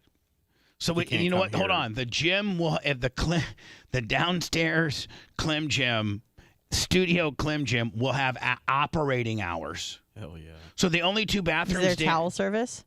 No, the only two bathrooms that stay are my private bathroom and the one, but those are the only two. So we're down to two bathrooms, which means my bathroom is no longer going to be a private bathroom. It's just going to be a community bathroom. Now, if you have a guest, will they walk through the gym to get to the studio? Yes, they will. They will have to walk through the gym to get to the studio. Okay. And don't you think that would be kind of cool? Don't you think that would be kind of cool? Yeah. Be like, hold on. And it's just not going to be, we'll have it decorated cool and with, some of our guitars. It's not going to look like a weight bench in a garage. I understand No, that. it's gonna look badass. Good luck getting Macho Man to get any work done now. Yeah, I'm going to have to say, Macho Man, you have to get out of here. But it's 6 p.m., Macho Man. How many more sets can a man do? He's gonna be in here pumping during the show. I mean, Macho Man, you've been working out from 12:01 till it's 6:30 now. The equipment's tired. Go home, buddy. I'm going to have to re-grease the cables after you, okay? You gotta wore out the pulleys. You got to go, buddy. Hey, get the hell out of here. So anyway, that's my long-term project. But before that happens, I got to get this back room online. And since I'm knocking all those walls down, Dan, all that really high-dollar soundproof insulation is on both in both studios that I'm demolishing. They have these, my red soundproof. They're soundproofed, and I'm like, you know what? I can put that in the back studio because recycle it. Recycle it, put it in the back Makes studio, and so Big Red and his kids. Oh man, it's like Tiffany and little Justin and little Justin. They came and helped. Oh. Yeah, I was like, man, they had nothing better to do on their Saturday. I know, but I'm gonna get those kids some gift certificates from like their Longhorn. They love Longhorn, I heard. No, I'm gonna get like little Justin like a Bass Pro Shops gift certificate. That's what Big Red said he likes fishing. I think he'd rather have a Parmesan crusted chicken. Mm-hmm. Yeah, and then I'm gonna get her. He said that PacSun, or he sent me a couple of different ideas. For Tiffany, like where she likes to shop for clothes, kid stuff. So he sent me a couple of different. Barely kid. Yeah, well, just saying that he sent me a couple of different places I could get a gift certificate that she she's wouldn't almost think. 16 You don't now, want right? you don't want to give a kid you don't want to give a kid a Longhorn gift card. No. They're gonna right. You gotta know what to get the kid. You gotta get him the game stuff. And she may not be into. Some people are like, you can't give a GameStop gift card to a kid. There's probably some kids that aren't into gaming. Yeah, like girls. Yeah. Now, I wonder, all those kids. I wonder what the percentage of gamers, from 0 to 16, with regards to male versus female. Like 4 to 1, like 80-20. You think it's 80-20? Yeah, 4 to 1. Something like that? Mm-hmm. Yeah. Do girls even play games? Yeah. A little bit. Not as much as guys. They play games with each other. Does Sophia plays video games? No. For real? No, she's not into it. Not into it at all? Nope. Meanwhile, Nick. I mean, yes, he was. Little Danny. And Danny still is. And Danny. Now, can they can play each other? They can play each other live, can't they? Yes. Do they just like? How do they do that? Do they just how do you play a guy live? There's two ways. One, if two controllers in the same game, or online. I'm talking about like if if you wanted to play me tonight from my apartment to little Danny's room, how do we do that? Online, they do it. They're all hook up. Depending on the console you have, you just got to make sure you have an online account with access. He plays with random people. You know, now listen. But all you need is a Wi-Fi Hold connection. on. The last time I video gamed would have been with Tyler, and we played like Madden 2020. It was the newest game at the time. Do you play anymore? 2021. But we had like a PS. What do you think we had, Lummy? PS4. We had like a PS4. Okay. So I'm from, and I used to play this. I used to play the Major League Baseball good deal. game, And then in the NBA, I played a whole season where I was a general manager and had to make all these changes. So, I'm not Fortnite or Grand Theft Auto kind of guy, but I'm decent on Madden and stuff like that. Would I still be able, I haven't played for 3 or 4 years. Is it still basically the same equipment and the same stuff? It's just the graphics are better. Especially Madden, because that game hasn't changed in 7 years, so it's probably exactly the same. But like, game. would my PS4 get laughed at nowadays? No. I mean, it's not the next gen console, so if you get Madden 24 for your PS4, it's not going to be the beefed up version, but you can still play it, have just as much fun as you did before. What now? So what are they up to PlayStation wise? PS5. They're 5s? Yep, PS5, and then the Xbox Series X, Series S. I'm not into Xbox. I've always preferred Xbox. I was a PlayStation guy too, Bubba, but it seems like everyone now is like Xbox. I mean, PlayStation is like AOL. Do you play often? I'm not being a D. I'm being serious. For real. So yeah, everyone goes to Xbox now. So does Xbox got the same type of game? Like, do they have similar Madden? Yeah, they've got Madden, they got Call of Duty. The biggest discrepancy is the exclusives. So, like, PlayStation arguably has better exclusive franchises. Yeah, but here's the thing, Lummy. I mean, Dan, I've never played any other game, so it would take me a while to learn the buttons. No, the buttons are almost the same. Yeah, it's the same controller layout. Oh, okay. Buttons are a little different, but like once you get it in your hand and you feel it, you'll know what you're doing. Like if somebody told you, Rhett, okay, I'm a zillionaire, you're my friend. And I'll buy you a brand new Xbox, or I'll buy you a brand new PlayStation. What would you take? Xbox. Really? Yeah. Who's Xbox made by? Microsoft. Oh, Mr. Gates. And who's PlayStation? Made by?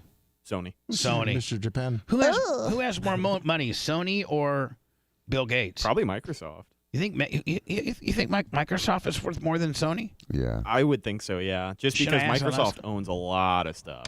Hey, Alexa, is Microsoft worth more than Sony? Microsoft is worth more than Sony. Microsoft's net worth is around $2.3 trillion, while Sony's net worth is around $140 billion. Jobbers. Hold on. 10 times. Hold on. Well, yeah. Holy hell. Holy crap, Bill Gates.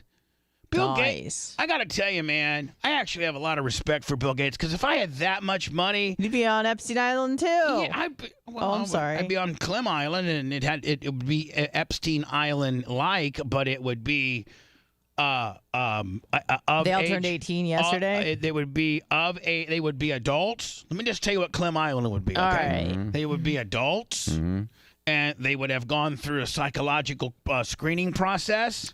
Why? Dan, just feel me out here. Okay. And they will have consulted or entered into a 2257 NDA. Mm-hmm.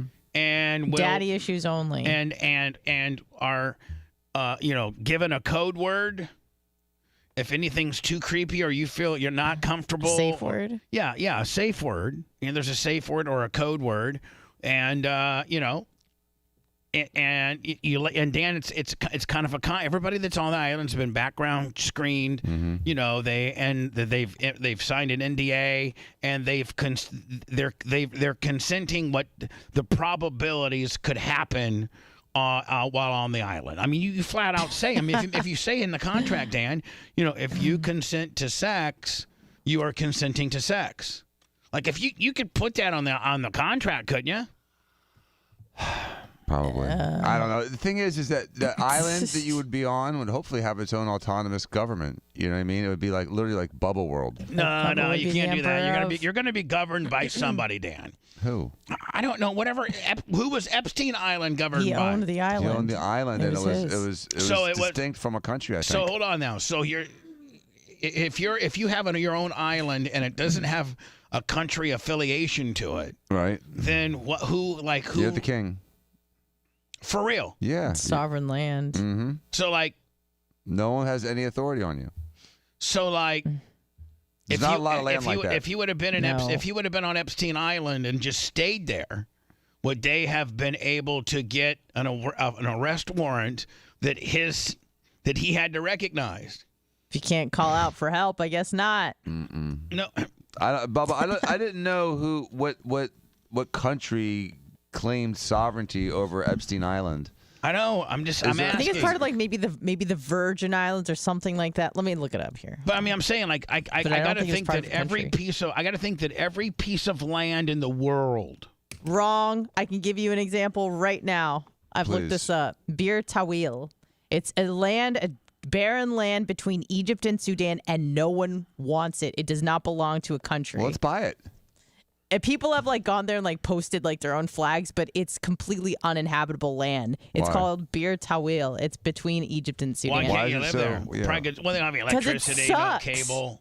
I'll show you. But Dan, I mean, we can't live on an island No, where it's there's not no an island, cable or there's no We'll internet. build our stuff, dude. We'll make all that you stuff. Can't make, we'll yeah, have you, Bubba Dome. Dan, you can't make the internet. Yeah, I if can you're make the on- internet. If you're on an island. I can make the internet, dude. All you need is an antenna. No, You don't just need- an antenna, Bubba. That's All it. you need is an antenna, a Just- dish. You got internets. Dan, just I mean, Dan, there are some Starlink. limitations that you have in life. Okay. No. Yeah. Let's buy this. Let's buy this land that no country owns, and dude, you and I could be co-kings. There you Why go. not, dude? It sucks. King and king. You're not gonna like it. I'll be your Dan, queen. Dan, listen to me, you little I've looked bitch. this up. I don't even want to like. We don't. We I sent you a we'd be video, living in Boo-Boo. we'd be living in mud huts. No, we wouldn't, dude. We're gonna be building 100-story high rises, bitch. How? Huh? You're gonna make it into Singapore. How? Yeah. He's gonna turn it into Gaza. Bub, I sent you a I'm not video. gonna turn it into How? Gaza. I'm gonna turn it into Singapore. We don't have any power on this island. We got solar power. Epstein Island was controlled by the United States Virgin Islands. Oh, that's right. Really? See, there's here's okay. That's not it, by the way. Outside of is this an ad? You think maybe? No. It's just like a video. So they're like, "Oh, this is a nice place. This is a piece of crap." All right, You know, hold one on. of those. Is this the video you sent me? Yeah. Okay, that's all. This is the land that belongs to no country. Now, but it does. I guarantee it doesn't look like that because me and No. I'd That's love. not it. I'd love to own that with Dan. If that's Oh, me, if yeah. that's me and Dan's place, we're great. Looks like we got power. Yeah. Looks like we got some Water. kind of some people, some shops, some stuff like that. I mean, we could really be some cool dudes living on this place if we're the kings. Right. Here we go. And being its president or king or emperor? Well, what if I tell you? Yeah, Dan, this is what we're talking about right here. Somewhere in Uh-huh. Right. We're gonna. there is a land Hold that on. is not claimed by any nation, does not belong to any sovereignty, and is just waiting for you to be its king. Yeah. Let's head. Okay, hold on. Let's. I can only imagine what this place looks like. So just hold your horses for a second there, Johnny. I want to be the king of some land that no Egypt human life. being in the world wants. Okay, here we go. As common to conflicts and territorial disputes, our story begins with the British. Maybe I should find Egypt a and better Sudan video. are both British colonies as early as 1882 and 1890, respectively. In 1899, during the Anglo-Egyptian Condominium, the British has taken the responsibility of drawing the border between the colonies. They can't think of any significant basis for the border. All right, so it looks like we're looking at a map of Egypt, Egypt, yes. and it looks like they're. So they've just drew a straight line running across the that would be some great land to own if it's 22nd parallel north, If you imagine that waterfront, be nice, man. ignoring any ethnic group or tribal boundaries. Oh. They call this the political boundary. However, in 1902, the British realized the wrong thing about the border that they've just drawn can we 2 fast years ago. forward here? So Like, they have to sorry. fix it. Let me see, like, And what will happens is here? recognizing the recognized border of the other country. So until today, All right, let me see here. if someone wanna claim it Here we go. land, Maybe Birtawil is sand. that's all it is, Dan. It's sand. That's all it You is. want some sand? That's all it is a sand pit. Dan, you what? You're buying a sand pit in Africa. That's all it Dude, I'm is. gonna build the 2,000 biggest square castle made of kilometers sand. large portion of Sahara Desert. 2,000 nothing square with it. kilometers. Listen, No trees, no lakes, no rivers, nothing. None of that. None of that. All of which is what you need to survive. not even an oasis, nothing. Just sand and mountains of Dan, so if you want to sit on one of these sand hills with your big crown and your big chair and your big sword and say I'm the king, you're going to be talking to only 3 or 4 of your people that were stupid enough to follow you there, and you're going to be the king of nothing. Dude, the UAE and all those places out there were nothing but sand pits. Not like this. Won't be able to establish a country. Yeah, Dan, we're going to go from that to Because that. the land itself cannot run an economy. Anyways, I want to ask you a question. All right, I don't need more question. There's this big pile of sand in Africa, Dan, that nobody wants. I'm going to be the big sandcastle man. Whatever, you're being stupid. I'm not. Can you buy it? No, you no. Okay, Brent From Halley. who? Doesn't belong to anyone. Remember when Brent Halley bought a big? What did he buy? That's what you're looking like right now, Brent Halley. What did he buy? One day, listen to this. We're on Sirius XM. Oh Jesus! Well, I mean, we should almost have Rhett make a video of it the day that Brent bought his fancy Nevada real estate. So we're doing as much as I can remember, and correct me if I'm wrong, Lummy, the show historian. All right. We start the show Sirius XM one day, and Britt was like, "You wouldn't believe what just happened today." I'm like, "What? What day?" It was Bubba the Love Sponge show, Spice, Brent, Ned, Manson. What's going on? You know, blah blah blah. We're gonna have some strippers in later today. Blah, blah, F this, F that. You're a C, F, T, like just every word, bad words. And then Brent goes, "Hey, you wouldn't believe it, but I just got my deed back yesterday." I'm like, "What are you talking about, your deed?" "My land deed. I bought 5 acres right outside of Las Vegas or Reno or Carson City. It was Carson City. Yeah, I got 5 acres in Carson City. What? Yeah, I financed it with this land company, and it's $99 down. It's $99 down and $99 a month for like I don't know, like 4 years, 4 years or something like that. It was like 5, 6, 8, 10 grand, something like that. That it was $99 down and then like $99 a month for like 60 months. So I don't know what that would equate to, and it showed a picture, you know, of this land that you just bought, Lummy, and it was just like it was literally what we just saw is what it was just all sand. There wasn't even a way to get, I guess I don't know how you get water. You'd have to drill a well, and I don't even know how long of a well do you have to draw in the desert before you get water? I don't know. Right? Yeah. Then you got to get power. Mm-hmm. And there was no power company or even convenience store or any signs of life anywhere on your property. So, like, where are you going to get your power? And so it's like, Brent, we think that might be a scam. So Brent looked into it. It was a big, like, Oh, no. It was a big scam. It was a big, like, Did he have an actual title to some land? Yeah, I guess. But, like, it was useless. But it's like part of, like, a uninhabitable, never can be used, like can't ever. Oh, no. Can't get access to it. Yeah, no access, government regulated. It's almost like a couple of years ago when NFTs were all the rage and people were selling virtual land. Yeah. Do you remember how big, and they were doing like that stupid Lego virtual world. NFT art, and it was just looked like the guys on Money's for Nothing and the Chicks for Free. Remember those real bulky looking stupid Lego guys? People were selling art of that virtually NFT for like $200,000. Yep. Like, now, now was that just a fad or a basically digital Ponzi scheme? I mean, is it really worth anything? I'd like to think it was a fad. I hope it's something that doesn't, come back around here in the next couple of years. But you'd be hard-pressed to find someone who did not invest into NFTs and lose a crap ton of money. Like, more often than not, you hear about people who just lost a bunch of money. Yeah. We were thinking about doing it, remember? Yeah, we were. Club Army NFTs. Yeah, thank God. In the next radio. I just want you to buy an air freshener and a new tactical bag. I don't want you to buy no art yet. I haven't gotten that bad yet. So let me tell you, Big Red has the next break. I would like for you guys, because Anna, you and Dan, you probably have already seen it. Oh yeah, of course. You and Dan probably haven't seen I that have not. studio in a while. And Dan, you probably haven't seen that studio in a while, other than when it was a hoarder thing. Right. I haven't seen it in at least 4 or 5 months. Right. And 4 or 5 months, it was the furthest thing from being, a studio ready to be on the air. And Big Red took off all the soundproofing from these 2 studios that I'm knocking down and put them on this inside this studio, and carpeted the wall. And I mean, it's so beautiful. Oh, I want to see it. And last time I walked in that room, it gave me anxiety. It was so messy. Yeah, and I'm not one of those, like particular guys that things give me anxiety. But it was so crazy looking in there. It was like, oh my god, just like the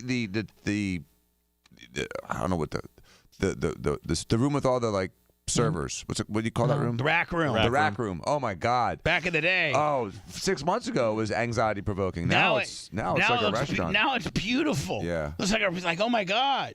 Look at all that cool stuff Bubba's got. I sometimes look at it and be look at all the cool stuff I got. It's true. I mean, for real. I mean, like Dan, like you have an office and you got cool stuff and you got that's your place of business, and then your law firm. I mean, you got a super cool. You and Jay got super cool offices, right? Well, that my engineering and my studio is kind of my office. Like what I'm most proud of. And right. I think our on-air studio, and subsequently now the back end of the house, like engineering and other things, are actually pretty damn nice. Yeah, it looks beautiful. Well, before I go into words, we got into that Angels guy. Yes. Ohtani, that signed a 10-year, $700 million deal. Now, technically, it's the biggest overall amount of money, but it's never. It doesn't even scratch. It's $70 million a year. Yeah, it doesn't for the 2 soccer players. But did you see what those 2 soccer players got? Yeah, and that's in the Saudi Arabian league too. So listen to this. That Cristiano Ronaldo. Yes. That everybody just goes absolutely nuts on. It's like he's the GOAT, I think. Like, yeah, is he the GOAT? I think so. Is he more than Pele? Like, is he bigger than Pele? Yeah. There's now there's Messi and there's Ronaldo. Those are the 2 guys. Is Pele even in the conversation? I mean, that was back. That's Pele's in the conversation, but he's so old school. It's like isn't he dead? Montana. Okay. Like controlling Joe Montana to, You can't even compare him to Patrick today's. Mahomes. Right, you can't even compare him now. Well, anyway, Ronaldo got $214.5 million a year. Yeah. Wait, say that again. 214 a year. A year. He signed a 2.5-year deal worth $536 million. It equates to $214.5 million a year. And then this other dude, Benzema. Who? Benzema. Yeah, Benzema. Is he African? I don't know who He's from Benzema France. is. But Benzema is just as pimp as Ronaldo. He got the same deal, 2 years, and at $214.5 million. How do you pay a guy $214.5 million? Kareem. How do you pay a guy that? Like, do you think that you're going to recoup that in? I mean, do you recoup that in? Jersey sales and that many more people going to the game, and like, is that money recoupable? Yes. Yeah, in the Saudi league, yeah. Yeah, especially in the Saudi league. But I mean, even look at what Messi did in Miami. I know they didn't pay him astronomical numbers for the MLS standards, but I mean, they more than made that money back on that contract in like a week down there with all the money that people were spending on tickets to the game, merchandise. Kind of like a Dion effect, but on a larger scale. Right, exactly. Kind of like what Brady did with Tampa too. Like everything around here just made so much more money. Here's a story I was going to get Dan's opinion on because I don't know what this is. And Dan would be able to tell us what it is. But this Texas judge is allowing abortions under this one particular circumstance. Here we go. We want to turn now to a major court decision granting a woman in Texas an emergency abortion. Now, Texas... No, thanks. Thank you for granting me something that I should be able to get on my own if I'm over 18. Appreciate it. Right? Ridiculous. This is one of more than a dozen states that imposed a near total ban on the procedure after last year's Supreme Court ruling overturning Roe v. Wade. CBS's Janet Shamlian tonight explains why a judge is allowing this unprecedented exception. A historic decision. I am going to grant the temporary restraining order. A Texas judge ruling in favor of Kate Cox, who asked the court for an abortion. Hold on. Don't you think something this important they should have in the courtroom? Yeah. Right? Well, I mean, Zoom has changed law. Zoom has changed everything. Mm-hmm. Medicine, law. In a state that doesn't allow them and threatens to prosecute anyone who helps women get them. The idea that Miss Cox wants desperately to be a parent, and this law might actually cause her to lose that ability is shocking. Cox, who teared up at the hearing, is 20 weeks pregnant with a fetus that has a fatal genetic abnormality. The suit filed Tuesday also states giving birth could affect the Dallas woman's ability to have more children. Why? The emergency order applies Well, they're going to tell us. only to the 31-year-old mother of two and ensures her doctor will not face penalties. This case proves that abortion is essential, life-saving health care, and the judge recognized that immediately. Texas has one of the nation's most... Man, don't think that the good old boy Texas judges.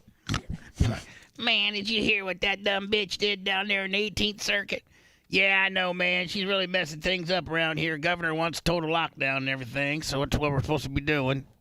Right? Yeah. I mean, she's probably not the most well-liked person right now. Probably not. Texas is way too conservative. You guys need to lighten up a little bit, please. Restrictive abortion laws, a near total ban on the procedure. What the judge did today will create more confusion and ultimately more harm that's what we're... No. How about ultimately saving a woman's life? Yeah, that's How about that? Well, I mean, what? First It's of going all, to do more harm because other women that might have their similar situation might be able to legally get a judge to side with them and be able to get a procedure that should be afforded to them to begin with. I think we need to be a little intellectually honest here. First of all, I do support having abortions up to 16, 20 weeks, whatever that magic number is, to be determined by, individual states, because at this point there's no federal law. It's the states' rights to make that decision. However, I think that this particular case, you're looking at a person who already has 2 kids and is interested in having another child, but this kid is severely genetically damaged. So they want to terminate the pregnancy so they can move on and get to their 3rd child. And not risk the health of the mom. That's the BS part. Oh, okay. Ain't no way that this pregnancy is risking the health of the mom. So that's the kicker you're going to call them out on? That's the BS right here. So this has nothing to do with the health of the mom. Okay. This has to do with a cul-de-sac as a child. The baby has no chance of having, a sustained life. And so I understand that, but let's just call a pig a pig. So let's let's leave it at the fact that they're going to have a very, very, very, very, very, very handicapped baby. They probably will not live very long if it makes it to term. Right. And that's all you got. That's all you got let me here. ask you this. If you have like a stillborn inside of you and you can't get it out, I mean, that's not good for your health, right? But that's not an abortion. It's dead. Do a D&C, you're done. It has nothing to do with killing a fetus. That's not killing a fetus. Now, and that's what's going to happen here. Can I ask you a question, Dan? If it was, what's the law on when you have a total ban abortion law like you do, or a state like you do, like Alabama, Texas, and a woman has a baby and it's like 20 weeks or 18 weeks, something like that, and they go and check on it and ultrasound and it's dead. Mm-hmm. It died. So it's not an abortion. You're just doing a D&C and getting rid of a dead fetus. Okay. That's not an abortion. The abortion is killing something that has a heartbeat. Okay, I understand. So if the baby is dead or has died, it's the same procedure, but it's not an abortion. Okay, I understand. Yes. So make sure it's a similar procedure. Make sure they weren't making these poor women carry these things until they popped them out, and they're just usually dead salamander. Usually, if your pregnancy dies in utero, you will have a spontaneous evacuation of the uterine contents within a few days. Sometimes that doesn't happen. But most of the time it Spontaneous does. evacuation, Lummy, for those scoring at home. What triggers that? The dead fetus. I mean, and so just your body just figures out there's something throws it dead in out. there. So here's where there's a risk to the mom, and that absolutely should be allowed.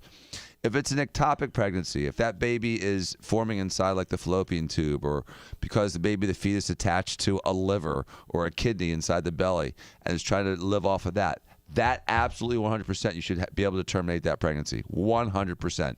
The second situation is if you have a placenta issue, an abruption, or a placenta issue that could cause mother death, like sudden death of the mom because of the way it rips and covers the opening, the bottom, the fundus of the uterus.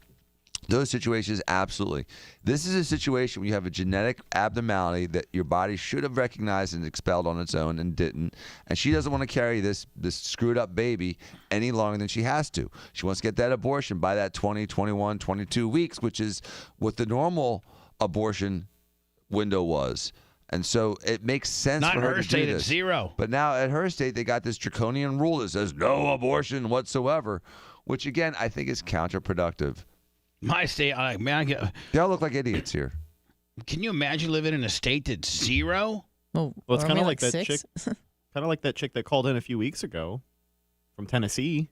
What did she say? No, the one that was running for Congress. She was running for Congress yeah. weren't they trying to make her like hang on to that baby? Mm-hmm. Yeah. And again, ended up dying anyways. Yeah. Right, because the body's natural mechanism to deal with a severely damaged uterus. Yes, I mean fetus is to expel it. It's like vomiting.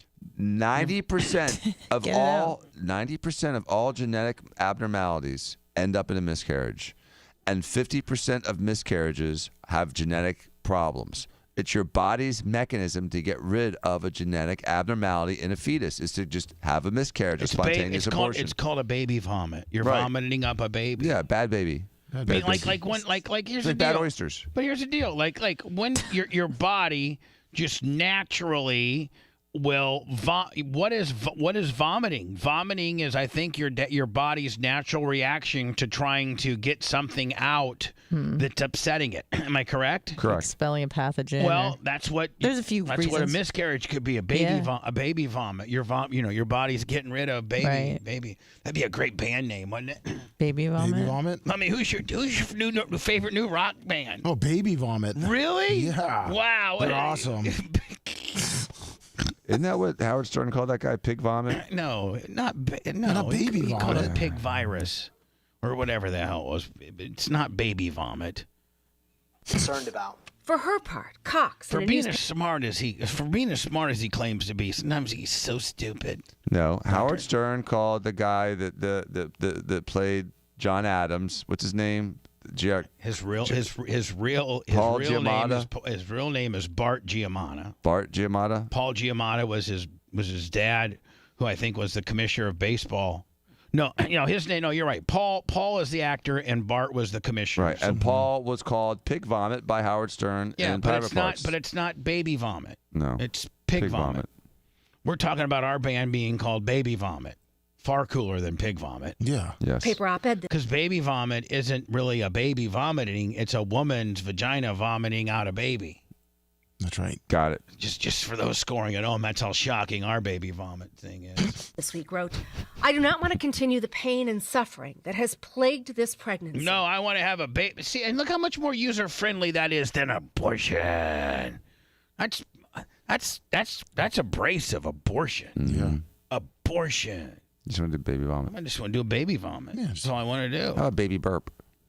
Yeah, baby vomit. No, baby. Burp. Get it out of the system. Burp doesn't really get anything out. Yeah, juicy burps. Just burp would mean you would just be passing fart. art. Yeah, baby fart. Yeah, shard. Adding, I do not, baby diarrhea.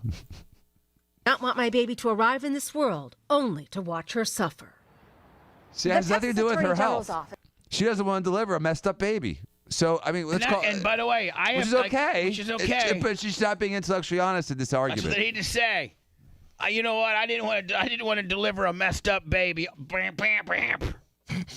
So that's it. I'm getting rid of it.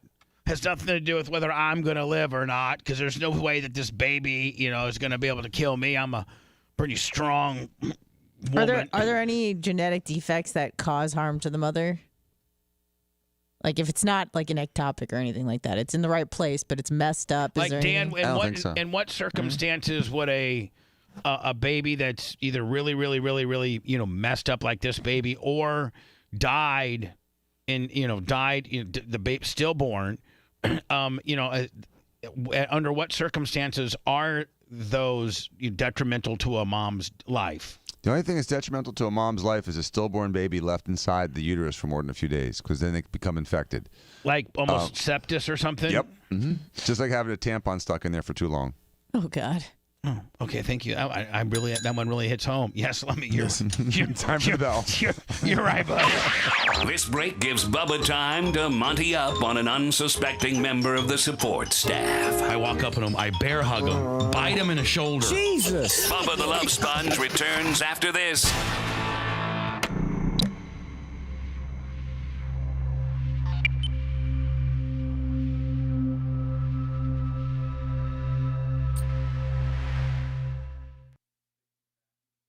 Knife at the end and sucking out everything you're chewing up with the knife. It's fucking brutal. Alright, Oh, so you dilate. Just stick this tube in there with a knife at the end and a suction, and you stir it all up and just you become like you're you become like the garbage disposal. Oh, nice. Like you're making hummus. Mm-hmm. Is it like the Ninja Blender? It's like a Cuisinart. Food processor. That's fucked up. So you food process it up and then suck it out? We could do onions, we could do carrots, we could do potatoes, we could do fetus. So they inject numbing into your cervix. Mm-hmm. Because it hurts when you dilate it. So it'll cause cramping. And then how do they dilate it? They just medication. No, they put medication that relaxes it, and then they probably sometimes have to put like a little bit of an obturator. Oh. Usually they just dilate it medically, and then it goes right in, just like you're intubating someone or putting something in. Curettage, is that how I say that word? Curettage, yeah. Sounds French. It's French, yeah, it is. French people invented abortions. It sounds elegant for what the fuck it is. Yeah, I had a curettage. I had a curettage this weekend at the spa. Yeah, exactly. Oh, shit. Okay, Snizzle. Fin 212, thank you. Fat baby. This just sounds so rude. Oh, what was this thing about this song? Lummy? What song?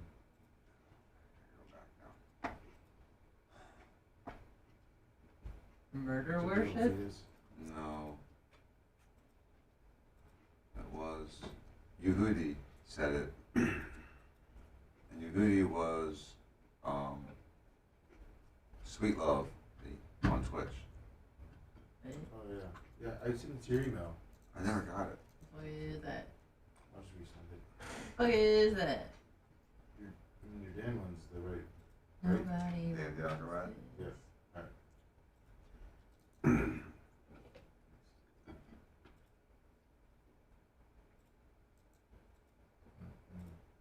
Send it. Alright, send it again.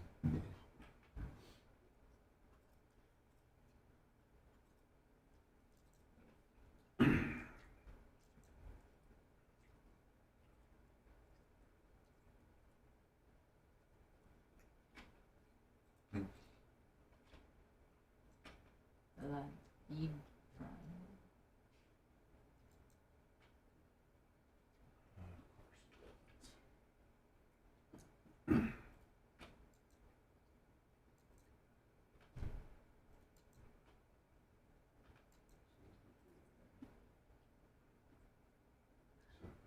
What's up, King Powers? Did it send? Yeah.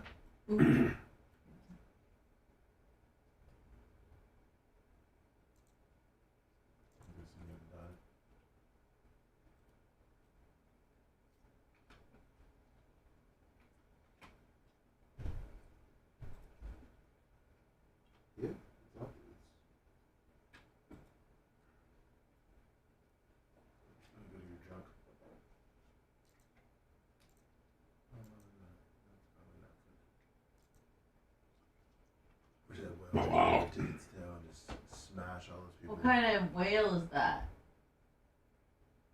A humpback? It's weird it's that close.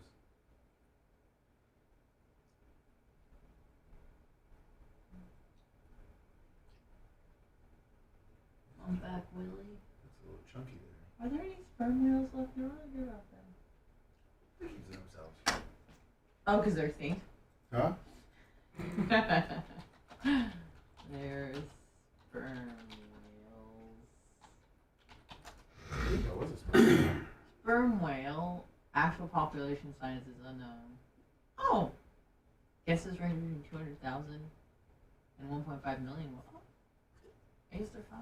Actually, I think that was a sperm whale. Was it? Yeah. You just don't hear about them sperm whales no more. Is it listed as endangered species?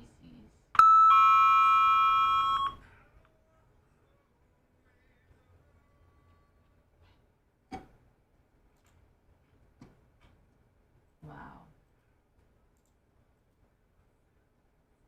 They're super cute. Sperm whales? They're big, yeah.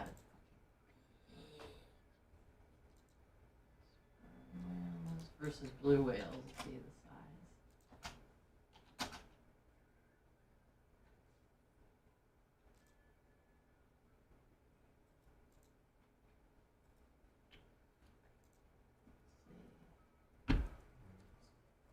Excuse me, I need to see.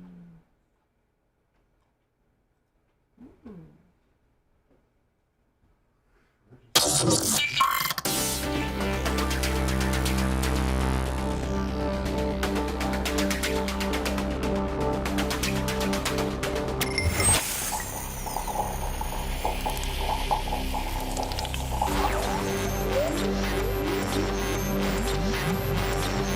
The following presentation has been closed captioned. Great visual. I'll make sure of that. Welcome to the revolution. It's a remarkable achievement. His perception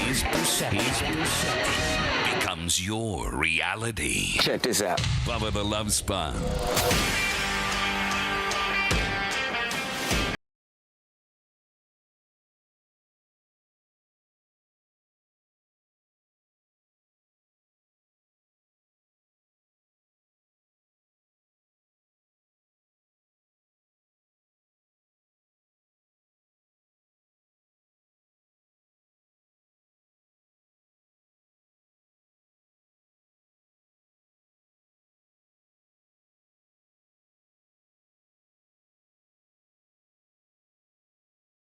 Bubba 199 this Friday, which will be also the last show of the last terrestrial radio show of the year. No way. And so yeah, no more morning shows. 11 to 1 next week, right? 11. Well, I'm calling it 11 to 1, but don't be surprised if we go to 11 to 2. Okay. You know, I'm gonna guarantee 11 to 1, but you know, if we're on a roll. I mean, when we're already, that's only 2 hours. We're used to going 4. Maybe we'll go 3. I don't know. Cool. But, you know, we'll figure. Yeah, 11 to 1 guaranteed, but maybe 11 to 2. Subject to go longer. Right. And Dan, I don't know if that works within your world at all. You can tell me which days you can be here and not. Okay, I'll do that. The schedule today. Because I'm gonna think that's probably right where. Like your most power hours. Yeah, like that's where you make your most money. 11 to 1. So, you know, don't cancel anything. Like, you know, don't think like I'm not trying to say this in a bad way, but don't think that I need you. I mean, we can do a show without you. We're okay. And I got some people wanting to step in and do some some shows. Yeah, I'll be there. So like don't move a bunch of stuff around and be very disrupt your schedule back because I got. It's not a Don Mikowski situation. Right? No, it's no, of course not. Everything's subject to change. We're on. We're on holiday. You know, patchwork schedule kind of deal here. Gotcha. And it's only for 1 week anyway. We're taking the next week out, the entire next week off. The week of like the 25th through whatever. Christmas. And the roast is that Friday night, right? Mm-hmm. The 22nd. Oh my God. Oh my. Oh Lord. Oh, yeah. What? Paper fell out of my. You all right? Oh, I'm on a lag. me refresh, see what's going on around here. Oh, I just watched it on the playback. Do you need help? No. Oh, dear. Oh, dear God. Oh, dear God. Let me get okay. No, no. Oh. You all right? He'll pull something. You get one of them like grabbers for trash.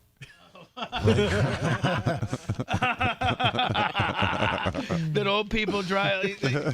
No, I don't. But all my notes and papers. Oh God, and you have a everything. mess. Disaster. These are, I keep these little things. Oh no. Those are my notes. It's weird because Lummy's Trapper Keeper looks more organized than that. Yeah, well, There's a lot of stuff going on. I'm he's got a lot of stuff going on. I'm doing my year-end taxes, and I got just today. I got dock at noon, and then this week I got the tent guy coming in. You know, Dan, I gotta. By the way, I have to get your guys' submissions for the voiceover. I gotta get all that for that girl. I got, I think, let me guests on Tuesday and Thursday. Yep. Right. Yeah. Our last terrestrial show is on Friday. Then Bubba 199 on Friday, which takes a certain amount of prep. And then a week from today, Lummy, 11 to 1. I like it. 11 to question mark. 11 to question mark. That means, oh my God, that means you could really stay up late and like sleep until, 10. I could probably sleep till 8. Will you?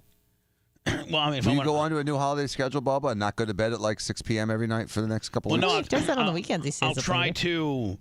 What I'm going to try to do is still work out, Dan. So I got to figure out. Okay, so if I get up at 2:40 now, hold on. Is that insane? No, hold on. But if I get up at 2:40, we can let's just move everything ahead. So if I get up at 2:40 now, and the show starts at 6. Well, if the show starts at 11, that's what? 7, 8, 9, Yes. 10, 11. That's So 7:40. Add 5. Add 5 to that. So you get up at 7:30, 7 o'clock. So I could get up at 7:30. That's like a normal human being. Yeah. Right. It's awesome. I could get up at 7:30, which if you I got to have 8. I got to have 8 hours. So go to bed at 11:30. Wow. Oh my God, that's like Rock star. oh my God. You're like a high school kid. So if I'm in bed by like 11, I'm still getting my 8. Or am Yeah. Hey, yeah. You got it. I can't even fathom thinking about going to bed. Trey Bill, 50 on the PayPal. Thank you, my friend. PayPal, Venmo, Cash App, all at the Bubba Army. Don't forget to go to the new the merchandise site as well. The tactical bags and all kinds of great things are on there. You can access that if you like. Just quickly, BubbaArmyHQ.com. What was that, Dan? You'll be able to watch like Monday Night Football and things like that. Be great. It will be great. So I'm surprised that the Packers going from Monday Night Football this week to playing the Bucs on what's going to be actually a really important game at 1 o'clock. Yeah, I mean, they're going from they're on the road, so they have to, that's a 2.5, 3 hour flight from Green Bay to New York. Yeah. Probably 2.5 hours. 2+, yeah. And the disruption of traveling rather than having a home game, sleeping in your own bed, not having to live out of a hotel, not having to use conference rooms and stuff like that for team meetings, and then the way home, just like you said. Okay, so Monday Night Football, you end at what, 11:15, 11:30, right? Okay, and then the buses leave the stadium about an hour after the game time. But hold on, if you roll back, they were the Sunday night game last week. Yep. So they didn't get home until 1 o'clock or so Sunday night. Well, that's what I'm saying. So if you do a football game at night, you get done at 11:30. You leave the stadium almost by definition an hour after the game is over. Then it's a 20-minute drive to the airport. Then when you get to the airport, it's another 30 to 40 minutes. You have to go through screening and all this other stuff. Then you got to fly. And then after you land, you got to take a bus from the airport to the stadium or to your training facility where your car is. And then you get to go home. So, a lot of times you're not in your car going home till like 3 in the morning. Right. Ew. That's disruptive. I just don't understand. I can't even wrap my head around the fact that the NFL is playing 2 Monday Night Football games tonight at the same time. Yeah. And then saying it's because they're testing times. Well, if you're testing times, stagger them. Well, not only that, but here's this. They did it last year. Don't you realize that your NFL pie the people that are interested in your sport, you're just you're instantaneously halving them, are you not? Yeah, it doesn't make sense. It's not like it's going to add that 15 more million people will be like, you know what, I'm going to watch this game because there's 2 of them. No. Your average NFL fan can only watch one game. Correct. And get into it. Mm-hmm. And I mean, you're going to be a lot of channel flipping back and forth. What, from ABC to? And by the way, it's on the same network. Yep. Yeah. So it just depends on what area, what game your area is going to be broadcasting. What does it's regional? It's regional. You only get one choice. You don't get a chance to go to both. Like it's not like ESPN's going to play one and Channel 10's going to play the other. I do not believe so, unless you have NFL Sunday Ticket, any of that extra. Yeah, if you just had regular ESPN cable, like if you just had regular ESPN cable that included your CBS, a local CBS affiliate. Wow. Am I understanding? Read that they're going to geo-target and black out one of those games? Yeah, if it's on the same network, then they won't be showing both. I'll confirm here in a second. I wonder what game this has to get the Miami game. Of course, yeah. Right. You have to get to I couldn't even get the Packer game unless I had to hack my way onto it. Did that piss you off though, Bubba? You've been hearing about the Packers playing for Monday Night Football. You want to watch the Pack, and you get dumped with the Dolphins game. Yeah. You gotta watch Tua.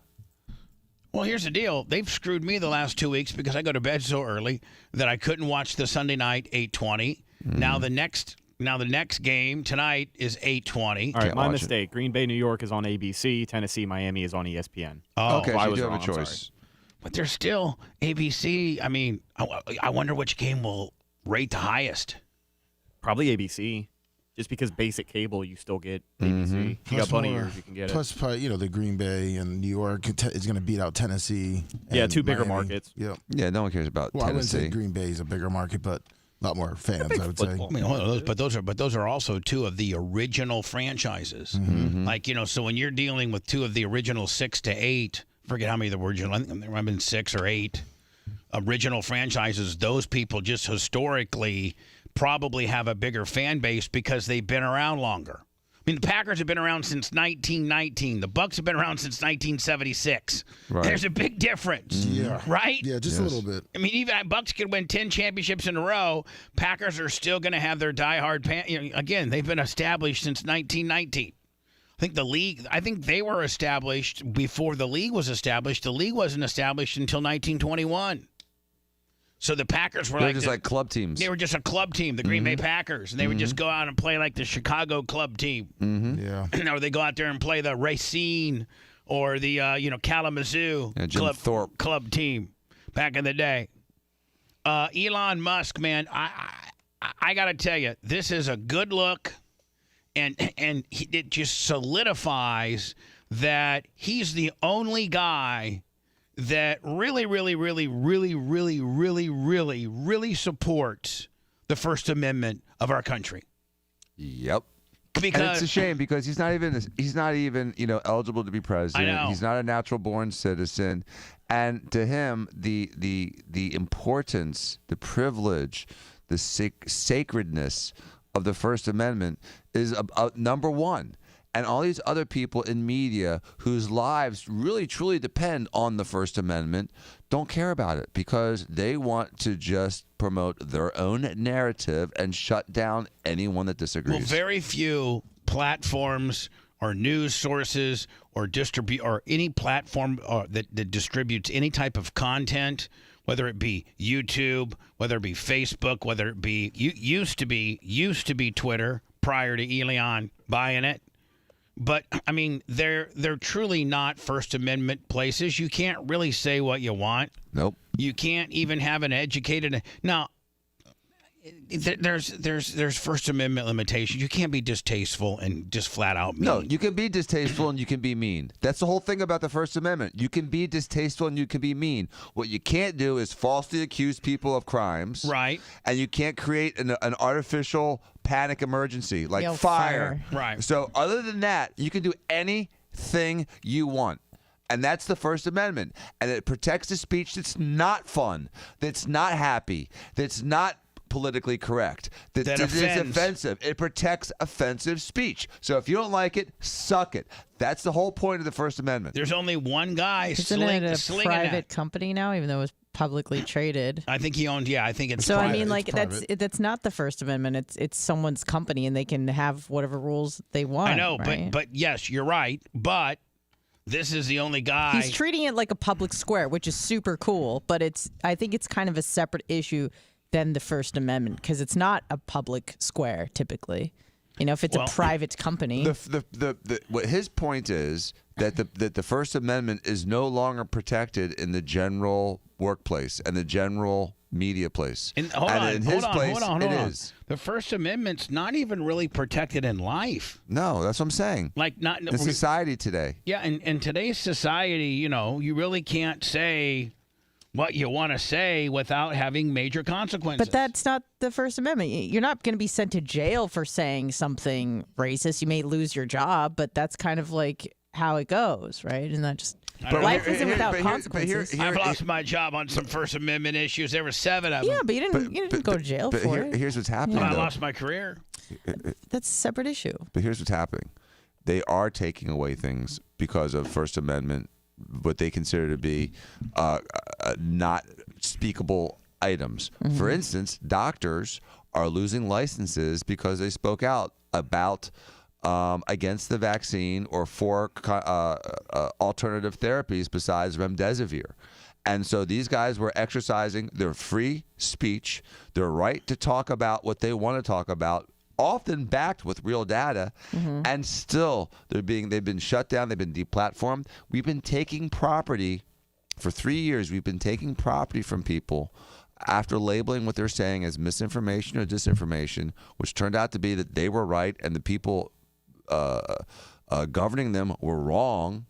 And in the process, they took power, they took money, they took property. Can you take a breath for a second? Because I got a microphone distortion somewhere. I have to find out, but you won't shut up. So can you be quiet for a second? Thanks. Hold on. Not that one. You got it. Yep. It's yours. Mine's? I think so. Listen. It is mine. Can you hear it? Let me only an astute 40-year veteran ear like Macho Man just punched a hole in the server. Hold on, listen. There's He's ripping apart the rack room as we speak. There's It's Dirty, and then here's Dan's mic off. Hold on. Yeah. Whew. But I was trying to have you take a breath. I'm like, shut up for a second so I can see if it's your mic. But you're just flapping around. Dirty mic.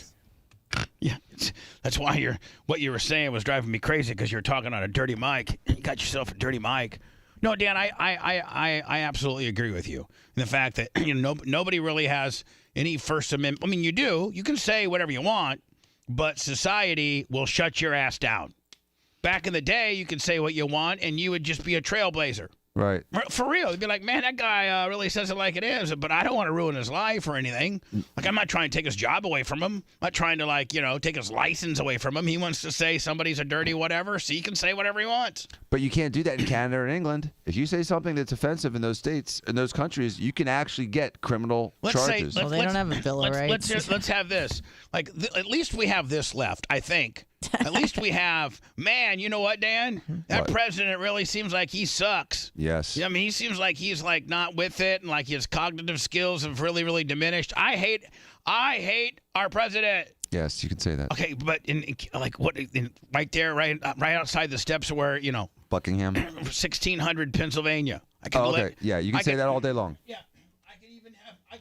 I could even have megaphones and be like, hey, we just want everybody to know that we hate the president. Yeah, go try that in Iran. And what Iran. about you? Bubba, you know what? I hate the president. He sucks. Woo! And I hate the president too. The president sucks. Go, Nikki Haley. Go, Vivek Ramaswamy. So hold on. Vivek. So Dan, if we were in England outside of Buckingham Palace, we're like, hey, Bubba and Dan here with our megaphones. We just want to let you know that King Charles really sucks. King Charles, you suck. And the Queen Mom sucks. You guys all suck, man. This is a big shakedown, this big royal family gimmick. It's a big shakedown. It's costing us zillions and zillions of bucks. Man, the real estate that you people own, for what? For what? Just because you got born to somebody 3,000 years ago? You guys are stealing. You're stealing from us. You're stealing. The royal family sucks. The royal family sucks. The royal family sucks. The royal family sucks. Hey, would one of those big-hatted mother effers come and yoke us up? Yep. For real. Off with your head. For real. Yeah. They you sure come would. and put us like in the jail. Yeah. Now, if you say that about fat people in Denver, it's going to happen to you. Really? Which is the fittest state, oddly enough. Hold on. I find that very admirable in the fact that finally, a group that I can identify with can be offended. What? I mean, they're protected. You're protected, Bubba. Finally, you're a victim. Fat ass old white guys usually haven't had a recourse. It sounds like now in Denver that fat ass white guys I can have somebody that's sticking up for me for once. Yeah, we're moving to Boulder. Anyway, Elon Musk, man, he restored the account of conspiracy theorist Alex Jones. That's great because I think Alex, he could probably broadcast InfoWars on his Twitter account, probably, and which would probably help him monetarily. He needs all the monetary help he can get. He sure does. Yeah, he owes like $1 billion in damages. I know. So anyway, Elon, because Alex Jones has been taken off Facebook, he's been taken off YouTube, he's been taken off Rumble, he's been taken off Kick, he's been taken off. Probably the most banned person that ever was. Yeah, he is. And Elon says, I'm gonna go ahead and let him have his account back. That's awesome. Can you imagine had we not got our account back, when we did, and Alex Jones has his before we got ours? That could have very well have happened because the Taliban had theirs back before we did, so that's cool. That's true. That's true. It's because we were banned for some kind of account technicality, right? That's what I heard back, right? There's something along those lines. Something along the lines of some account misusage or too many different emails from the same account or something like that. I remember some something stupid that we couldn't get a hold of anybody. Nope. Well, anyway, what is Alex Jones's handle? Is it just at Alex Jones? I don't know. I think it is just Alex Jones. Elon Musk restored the X account of the conspiracy theorist Alex Jones. He's been banned since what, 2012 or something? 2011. Yeah. Alex Jones Reborn, I believe. But, his handle's real Alex Jones. Okay, my mistake. Okay, I'm just full of misinformation today. You are the real Alex Jones. Real Alex Jones. That's it. Real Alex Jones. And he's back. He's got 1.5 million followers. Already? Yeah. Oh, he's gonna be selling those people horny goat weed and all types of hard penis drugs and everything. Yeah, he's got to make the money. When do you think he's gonna die? I sent you his. He's very unhealthy. Yeah. He doesn't look good at all. What did you send me, Lummy? His Twitter. Is it right down on here? Okay, let me show it real fast, everybody. Does he do like a welcome? Hey, I'm back. Oh yeah, of course he does. He does. He's not. Stated to X. I was on Mario Nafal's #1 X Spaces program. Here we go. Less than a day after being reinstated to X, I was on Mario Nafal's #1 X Spaces program. It had over 120,000 people watching at one time. More than 8 million watched it by the time it was over. Elon Musk came on for more than 2 hours, and I asked a lot of good questions. So officially, I was the guy getting interviewed, but I turned it around, made it about Elon Musk, because quite frankly, he's even more interesting than I am. We're going to be posting. He's trying to put himself interest level on the level of Elon Musk, probably one of the most interesting men in the world. Alex Jones is pretty interesting. Yes, he is. I mean, but for far different reasons than what Elon Musk is for. I mean, he infiltrated Bohemian Grove. That's pretty badass. That's like saying Bubba the Love Sponge is interesting, but so is Ron DeSantis. I don't even know. I'd way rather have a meal with you than Ron DeSantis. But I'd rather sit with, to be honestly, with Elon Musk than Alex Jones. I don't have a problem with Alex Jones, but Elon Musk is one of the 5 people in the world I would love to spend an hour with. Yeah, like that's almost a question. Who would you love? Who would be your top couple of who you'd want to have dinner with. Couple or just person? Couple people. Oh, couple people. Not like, okay. not man, women. Sonny and Cher. Like. Well, no, just like a one and a two. I see. You know, I think mine. I don't know. I got mine. I need to think about mine. On the full interviews, obviously on Mario's channel. We'll be posting it to X here in the next few hours. I'll be playing on my radio show and TV show tomorrow, 11 a.m. Central, Infowars.com/show. So for all the people that heard about Infowars, but didn't know what we really stood for because it was misrepresented, this is your chance to go to Infowars.com/show, band.video, or at Real Alex Jones back on Twitter and actually see what I say, see what I stand for, and see it in context. At Real Alex Jones, please follow us there. You can also find us where we've still been on air 5 years after we were deplatformed at Infowars.com/show, band.video, and newswars.com. But this is historic. It's way bigger than Alex Jones. This is about Renaissance 2.0. It's about free speech winning. It's about the deep state failing. This is beyond cool. And again, that's obviously Elon Musk fake. talks about That's pretty funny. Well done, though. everything. Why? Right? I mean, Yeah. very awesome. well produced. That's very funny. Story. It's way bigger Very than well Alex produced. Jones. Hold on. Very well produced. This is about See, obviously, there's like a soccer game or a football game. It's sports. And they've superimposed the Real Alex Jones account suspended from X, and people go Renaissance crazy. 2.0. Yeah, it's a popular It's about one. free speech winning. It's about the deep state failing. This is beyond. And then what? Now it's back. And they're all happy. That's Elon pretty Musk talks funny. about everything, including subjects he's never been asked about before in this interview. So I'll be on my regular show. I'll be breaking it down weekdays, 11 a.m. Central. But you want to hear the Alex Jones. See, he doesn't start his show on until 11 a.m. Central, Exactly. He which is likes to noon, sleep in. which is noon our time. Yeah, we got to get away from this morning deal. Elon Musk interview at band.video, Infowars.com, and at Real Alex Jones on Twitter. I want to salute the crew. I want to salute our supporters. I want to salute the folks that have kept us on air. Tucker Carlson for interviewing me last week that took us over the top, and I want to salute Elon Musk. What? Now, here's my question. No. Me and Tucker have been friends for, I don't know how. He's got Alex on his show. Well, why didn't he have me on his show? He said Alex. Yeah, Alex went fishing and. I thought we were boys. Am I getting did dirty here? Oh no, I hope not. Musk, freedom of speech is paramount to a free human society. We're pro-human. We're on Team Human, as Elon Musk said. And the T-shirt's coming soon. Team Human, Infowars.com. Of course, you don't miss a T-shirt opportunity. I got tactical bags right now. I'll see you on the front lines in the fight for our future. Visit Infowars.com. So, listen, I had it out with Alex Stein this weekend. Oh, did you? Why? Yeah, I'll have to tell you. I guess I'll have to tell you about that. I'm running way late, so I'll tell you about it next. Hold on. Another break gone horribly wrong. Dude, you are sick, okay? Just go see a doctor. Bubba the Love Sponge returns after this.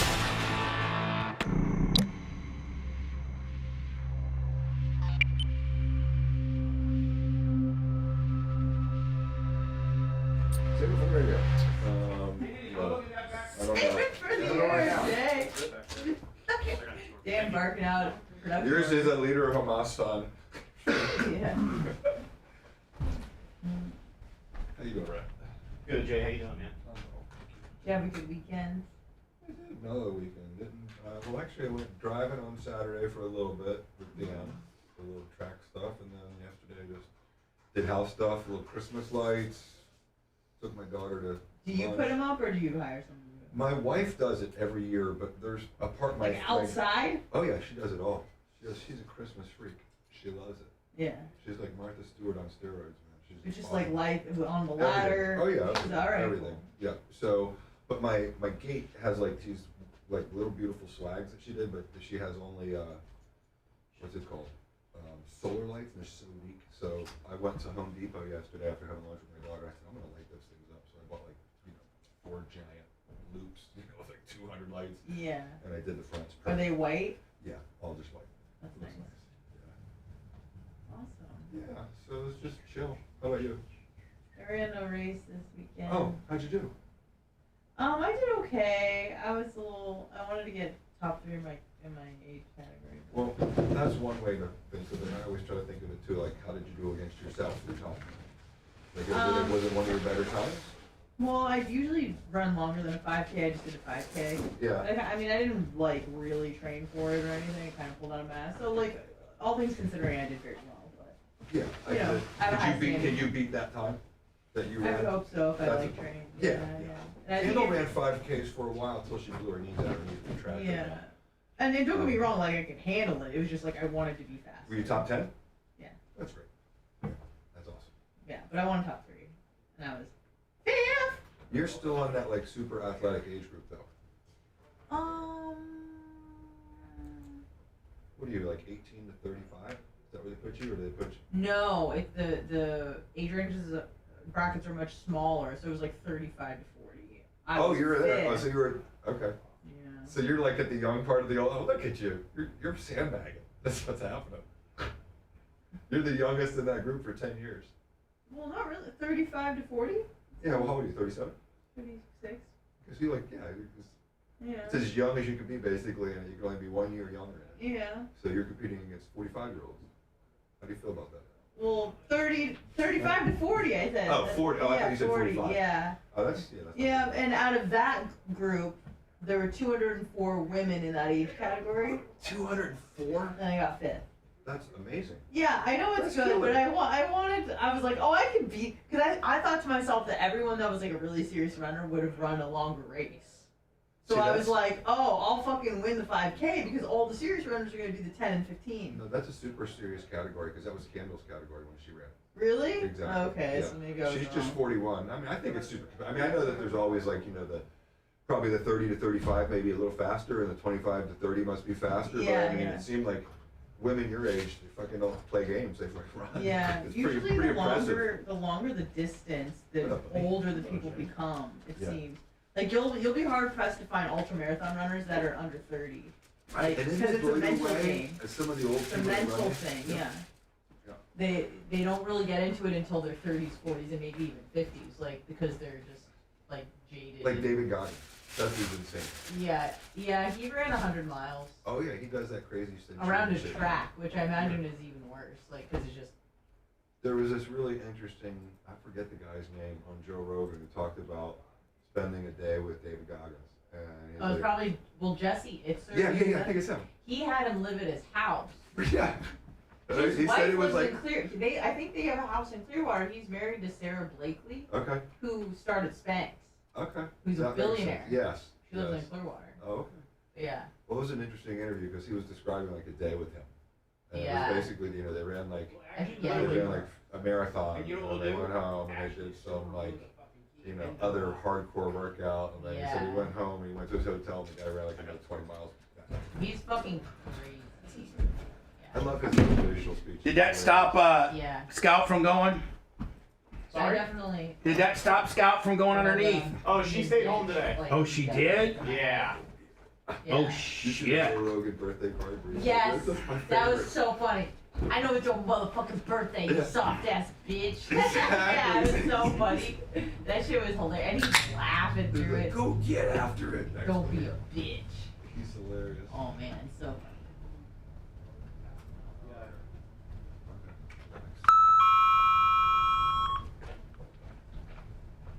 Oh, perfect. Thank you. Jay, did you see my AED machine?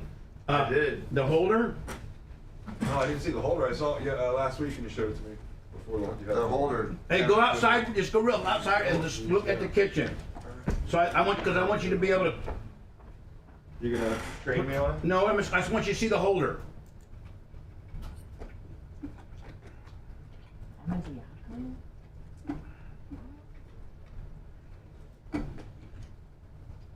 I'm gonna call you the police. Good morning, Bubba.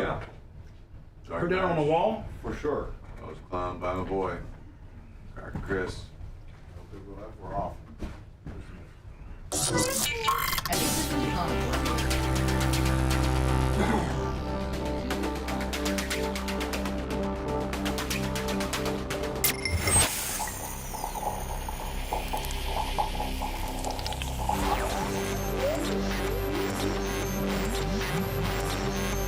What is there not to like about the show? Bubba the Love Sponge. Guys are awesome. And I love the sponge. The show's cool. It's real, man. He makes me laugh my ass off. Every time I listen. I'm a full trucker effect, man, so it gets me through the day all the time. Bubba the Love Sponge. You're listening to the Bubba the Love Sponge Show. Jay has walked in. Good morning. Hello, Jay. How are you? Good.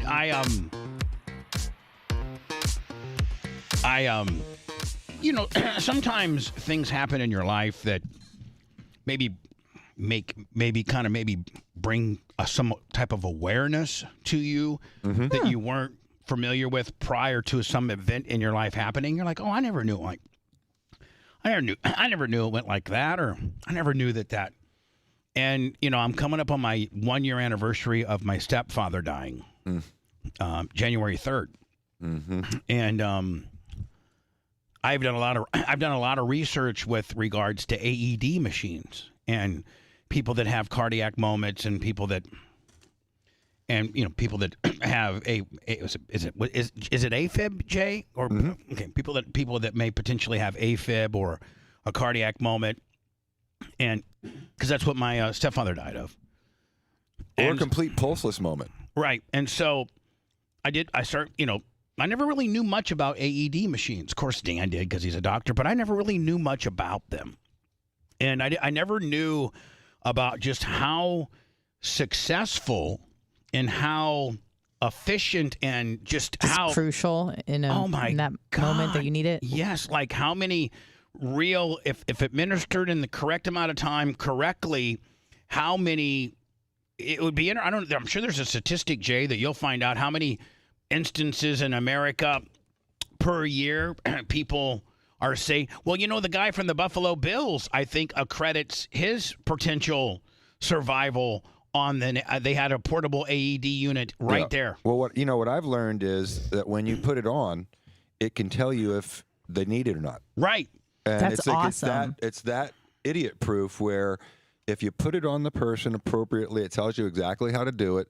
Then it will say yes or no. If it says yes, it tells you to literally take your hands off the body because you're going to get shocked. Yeah, it says stand back.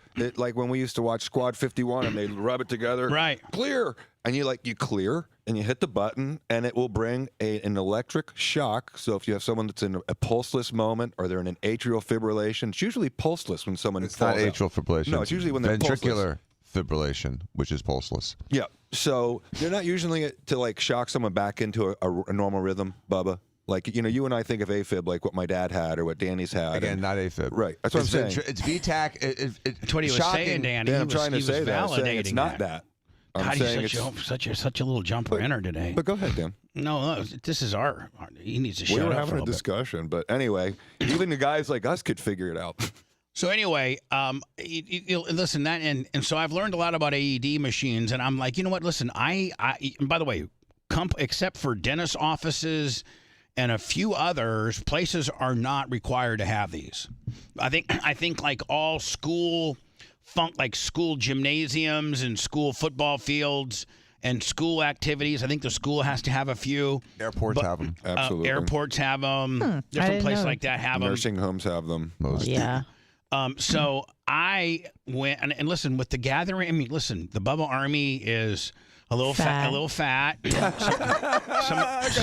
Some of them existing conditions here. Some of them a lot of comorbidities in the house. the Bubba Army is high ranking on the comorbidities, and they're not that much. They're only like $300 or $400. Oh yeah, really? You gotta have them. They're $300 or $400, and that's with a new battery, and a new battery's like $40. So I bought a unit. I bought a backup battery, and then, they're like, put in a drawer or put on a shelf. They give you these options to buy these AED boxes that say AED, like literally somebody that was 10 points dumber than Lummy. If I said, go to the kitchen and grab the AED machine off the wall, like you'd literally have to be like not even a functioning human being to even be. Joe Biden could do it. If you missed that one. Right. Like, Joe. We're in the parking lot.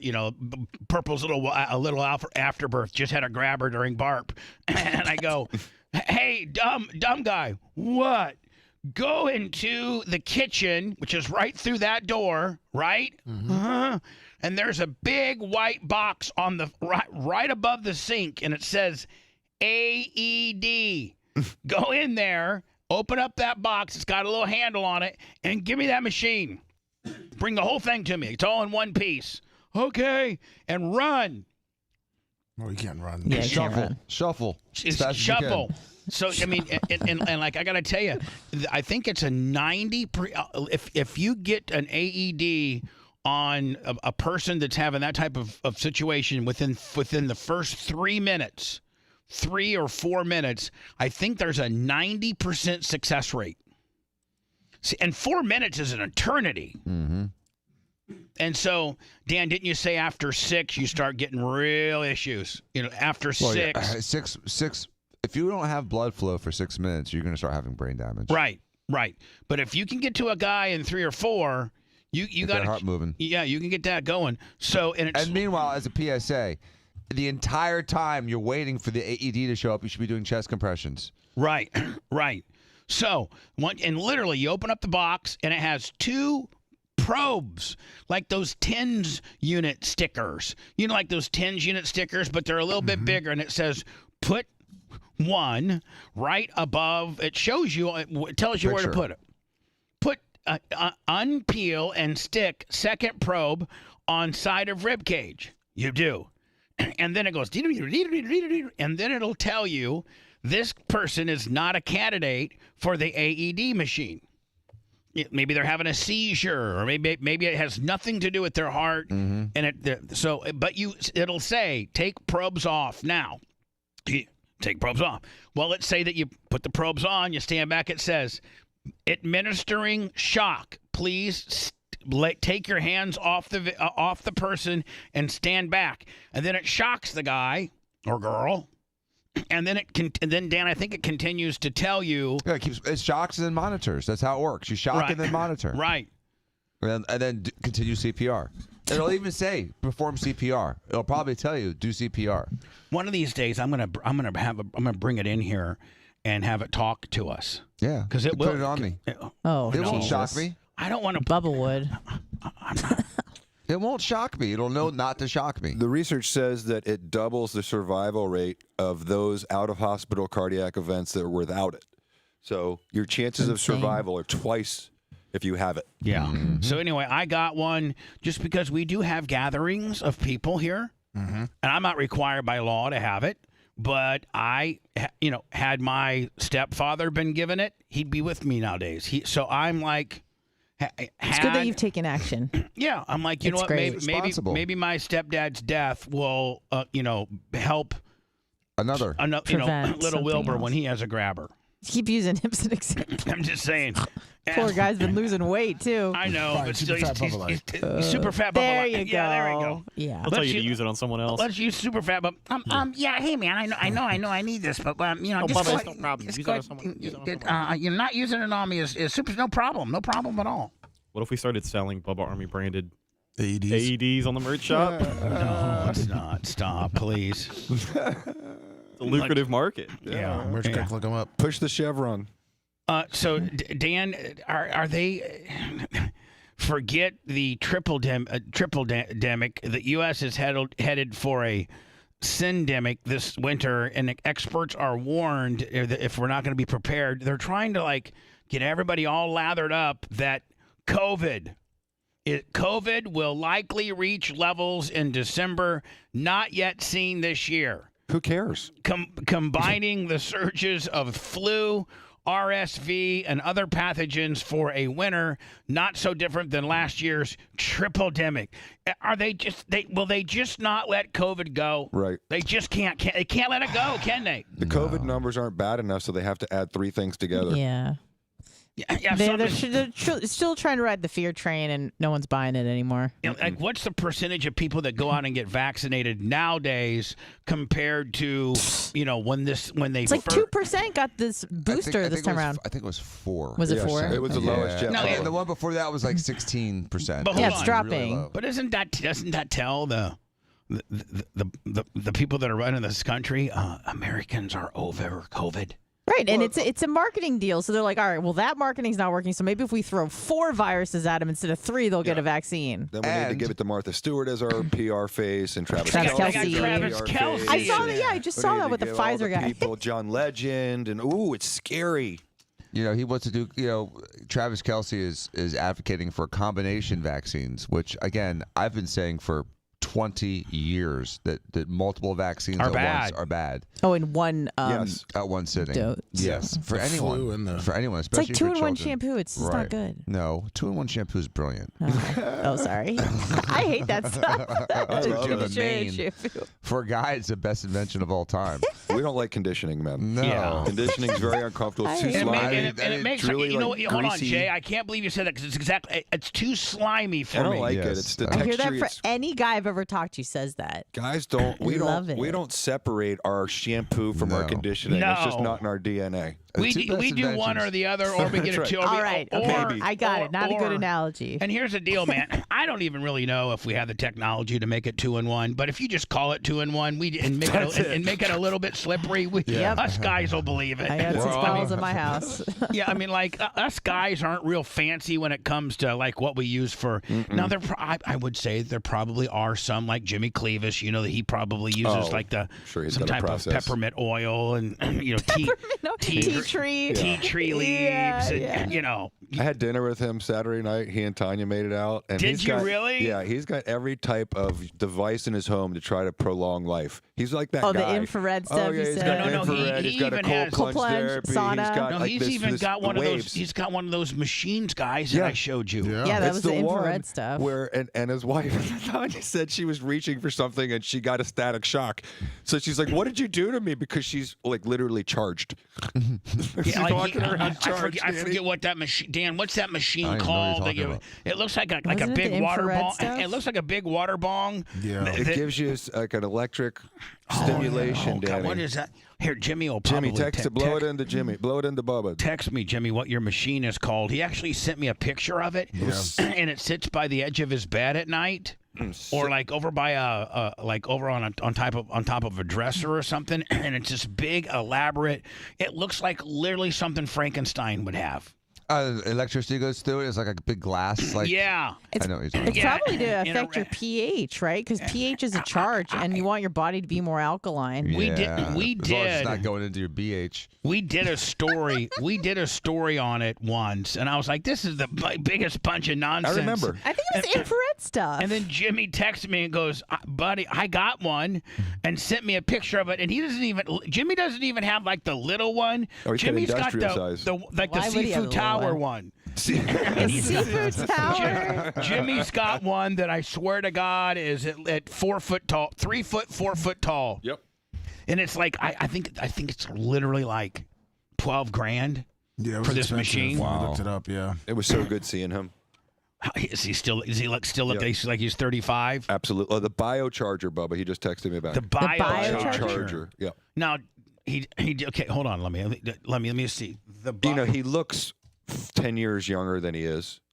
You know, he looks like he's in his mid-40s. He does not look like he's in his mid-50s. He's glad that Pops, who's 92 nowadays, doesn't come into the to the store every day. Pops doesn't even come into the high rise every day. It's just him and Big Red, his brother, and they're killing it. Hold on, stand by. This is what Jimmy's got. This is what I'm not kidding you. Jimmy has this.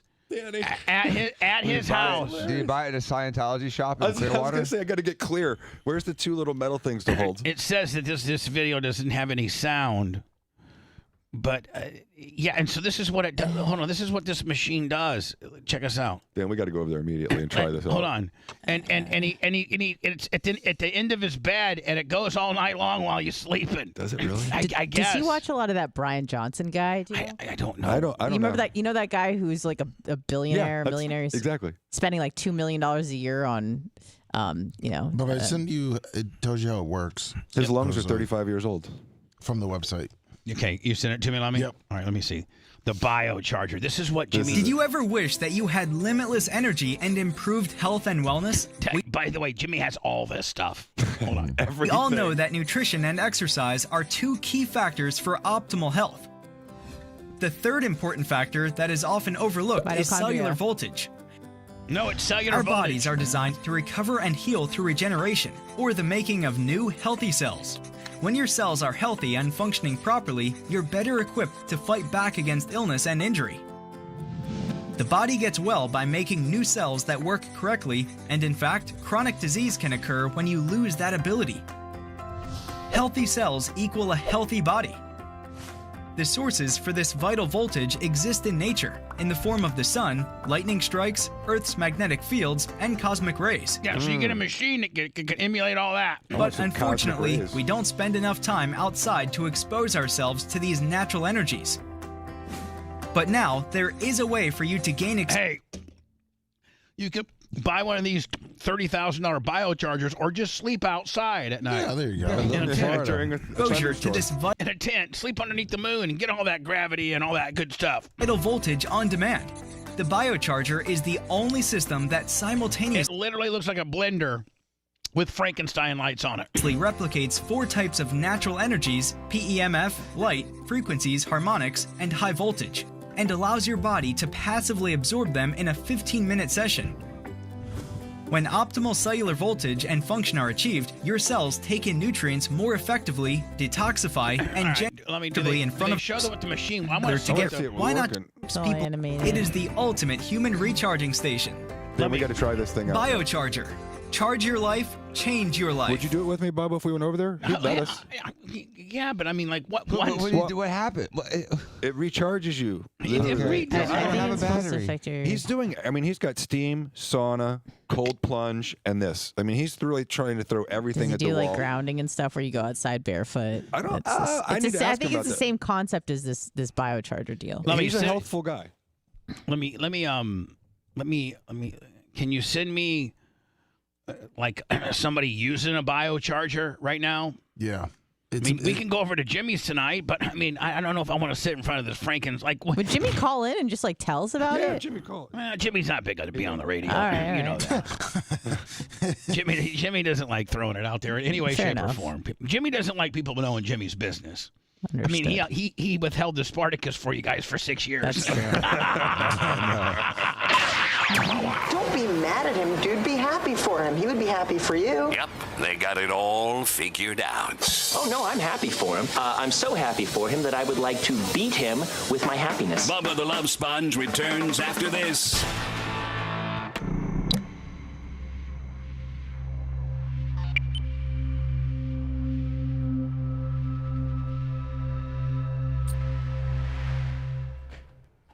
Yeah, I bet he watches all that Brian Johnson guy. You know what I'm talking about? Yeah, That, yeah, I know that exactly. ginger dude. Yeah. Let me send me out. Like $2 million. I sent you one where it's on. That's what I said. Is like, The guy, I couldn't hear what he was saying. The sleep settings, and it gives me a ton of energy. This uses oil and Rife Technologies. Hey guys, this is my. Stuff. I mean, I know that sauna and steam and all that shit works. So cold plunge Sauna absolutely for works. So you know he's doing it all. This is all I need, Lummy. So Yeah. he needs that recovery shit because All- he still does like Did squats he and hit heavy like lifting. 50 and all of a sudden he became really interested in it? He's been doing this kind of stuff forever. Okay. I think he did too with the fat pig. He got squirrel.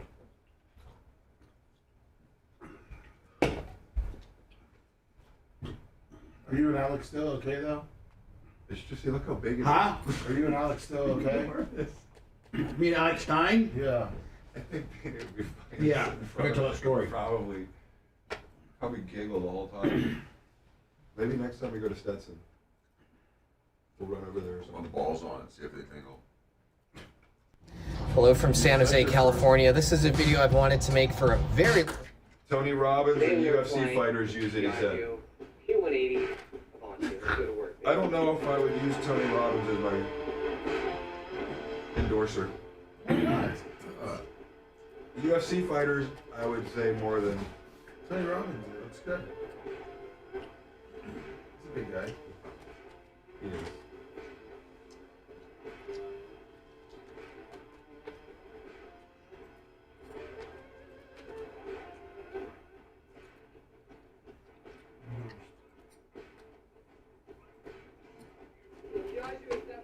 Who's the other gentleman that exercise guy? Exercise guy at St. Pete. What was his name?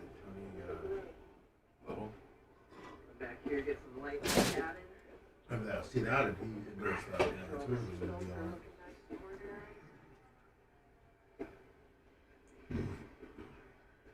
Finn 212 says good morning, man.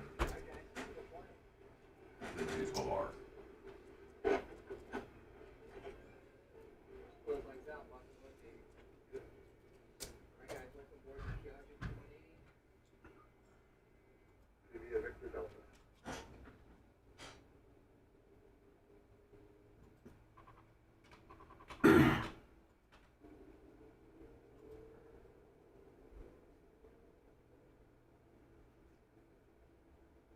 Power set, steering's off. He's alive. Good engines. There's 105. She's ready to go. Got positive brake gears coming up.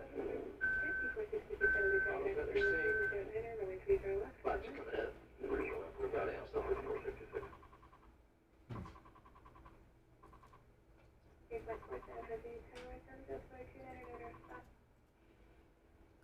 Slow you down because any imperfect, which also reduces drag, is the forward wing. Gives it that catfish look, hence the name. It's the fastest jet prop in the world. They say 400 knots. I don't run it that hard on forward back. I typically see about 370 to 380. He said that it was Tony Robbins and UFC fighters who used it. He texted You're only burning about 90 to 100 gallons an hour based on the power settings. So super economical. I bet he's a big jet on the water in terms of those numbers. And He's the guy that trained Dana White's life. Told me he was going to die if he didn't cruise out the G4 most of the time, so you're above all the weather. Violet Ray.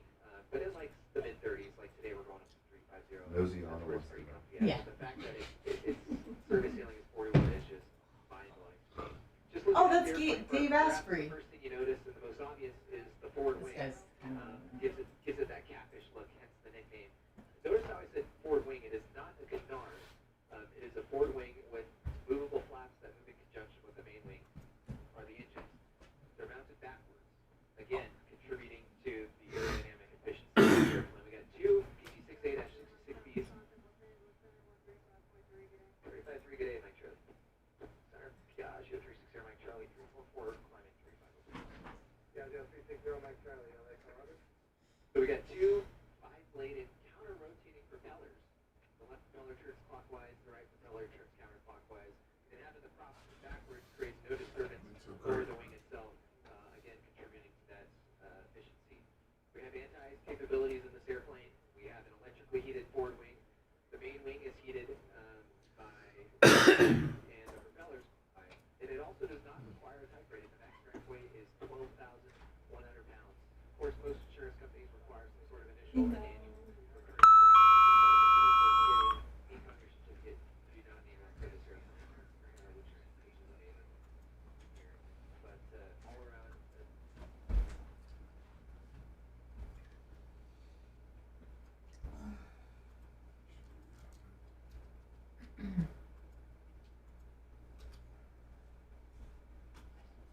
What dies first without oxygen, your brain or your heart?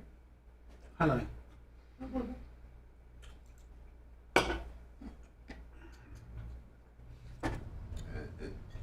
Worse than no oxygen is CO2 building up. Oh, because I read that Just the having acid some flow. dose. Acidosis hurts the brain. You need Right, flow is because more and that important than changes oxygen. your pH, right? 'Cause It goes down.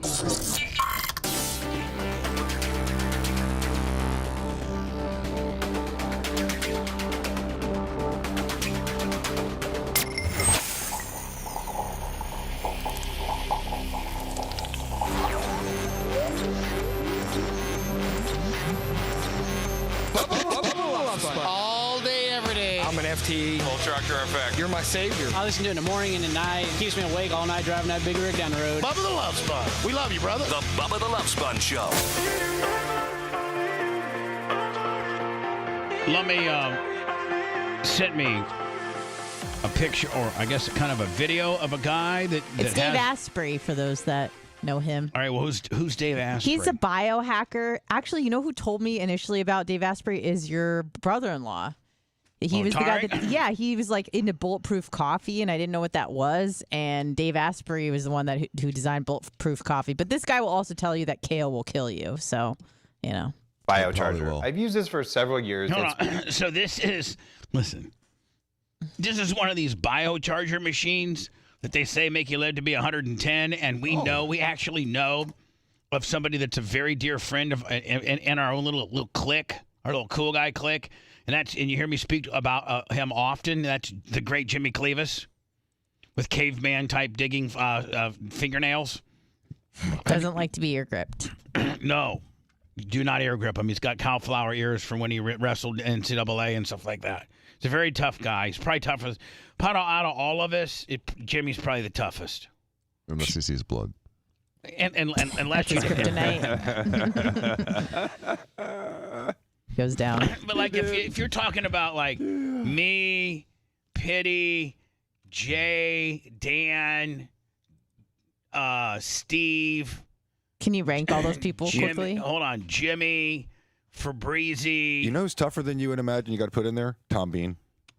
Yeah, he's a wrestler. He's a badass. He got punched in the face and didn't react. From Cornell. He went to his first Domino's corporate event when he was a young gun, and he said they did some wrestling, and he kicked everyone's ass. What? Is it Fight Club at Domino's? Yeah, on the beaches, and he was like, he's 2 men enter, 1 man leave. I'd say my and Jeff Cherigante's pretty tough too. You got to put him up there, and I mean, ooh. I mean, so my top 5 would probably be Jimmy, Fabrizi, Tom Bean, Jeff Cherigante, and that's probably about it. That's it for me. Me too. Dan's going to try to throw himself in there. No. He's Paper Tiger. Whatever, dude. Oh, Paper Tiger. You put 400 Band-Aids on a blister, dude. You're good till you get hit in the brain. He's like a soft shell crab. Yeah, I get back up, too. I bet you if you had those hits, you'd be still on the ground the rolling difference around. between you and me is I admit it. I'm not trying to be something more than a Paper Tiger. Hey, listen, Glass Joe. Watch out. Let's talk about your story when you hit boxing. Yeah. Boxing hit you. Subdural hematoma, boy. You two like completely forget where you're at, and just I feel like I'm at a family reunion, and I'm sitting on 2 lawn chairs at the Jersey Shore, and you guys are chirping at each other. For real. Did that come out of my mouth? Yeah, like for real. Call him Subdural hematoma boy. Jay. No comeback to that one. Jay turns into the biggest cutter ever. He just cuts like a knife. Hold on, anyway, Jimmy Clevis, who we all at least rank number 1, he's got one of these machines in his bedroom, and he sleeps with it turned on wide open all night long. Listen. Based on Tesla coil and Rife technologies, it directly affects how your cells and how your brain works. I use this even at 40 years as in. Jimmy, how your brain works is how many concussions you took in college. not with Biocharger, Jimmy. High-end brain facility. This is my personal one. And we got a doctor in here too. So Dan, try to give it the benefit of the doctor doubt. Okay, here we go. You can tell here. Well, it has a Dave sticker on it, but I have the mitochondrial support program on, and I'm going to turn it on. And as it's running, I'll tell you what it does. I'm going to hit start. You can download more than 1,000 recipes. Oh, recipes. This uses pulsed radio frequencies and electromagnetic frequencies to improve your health.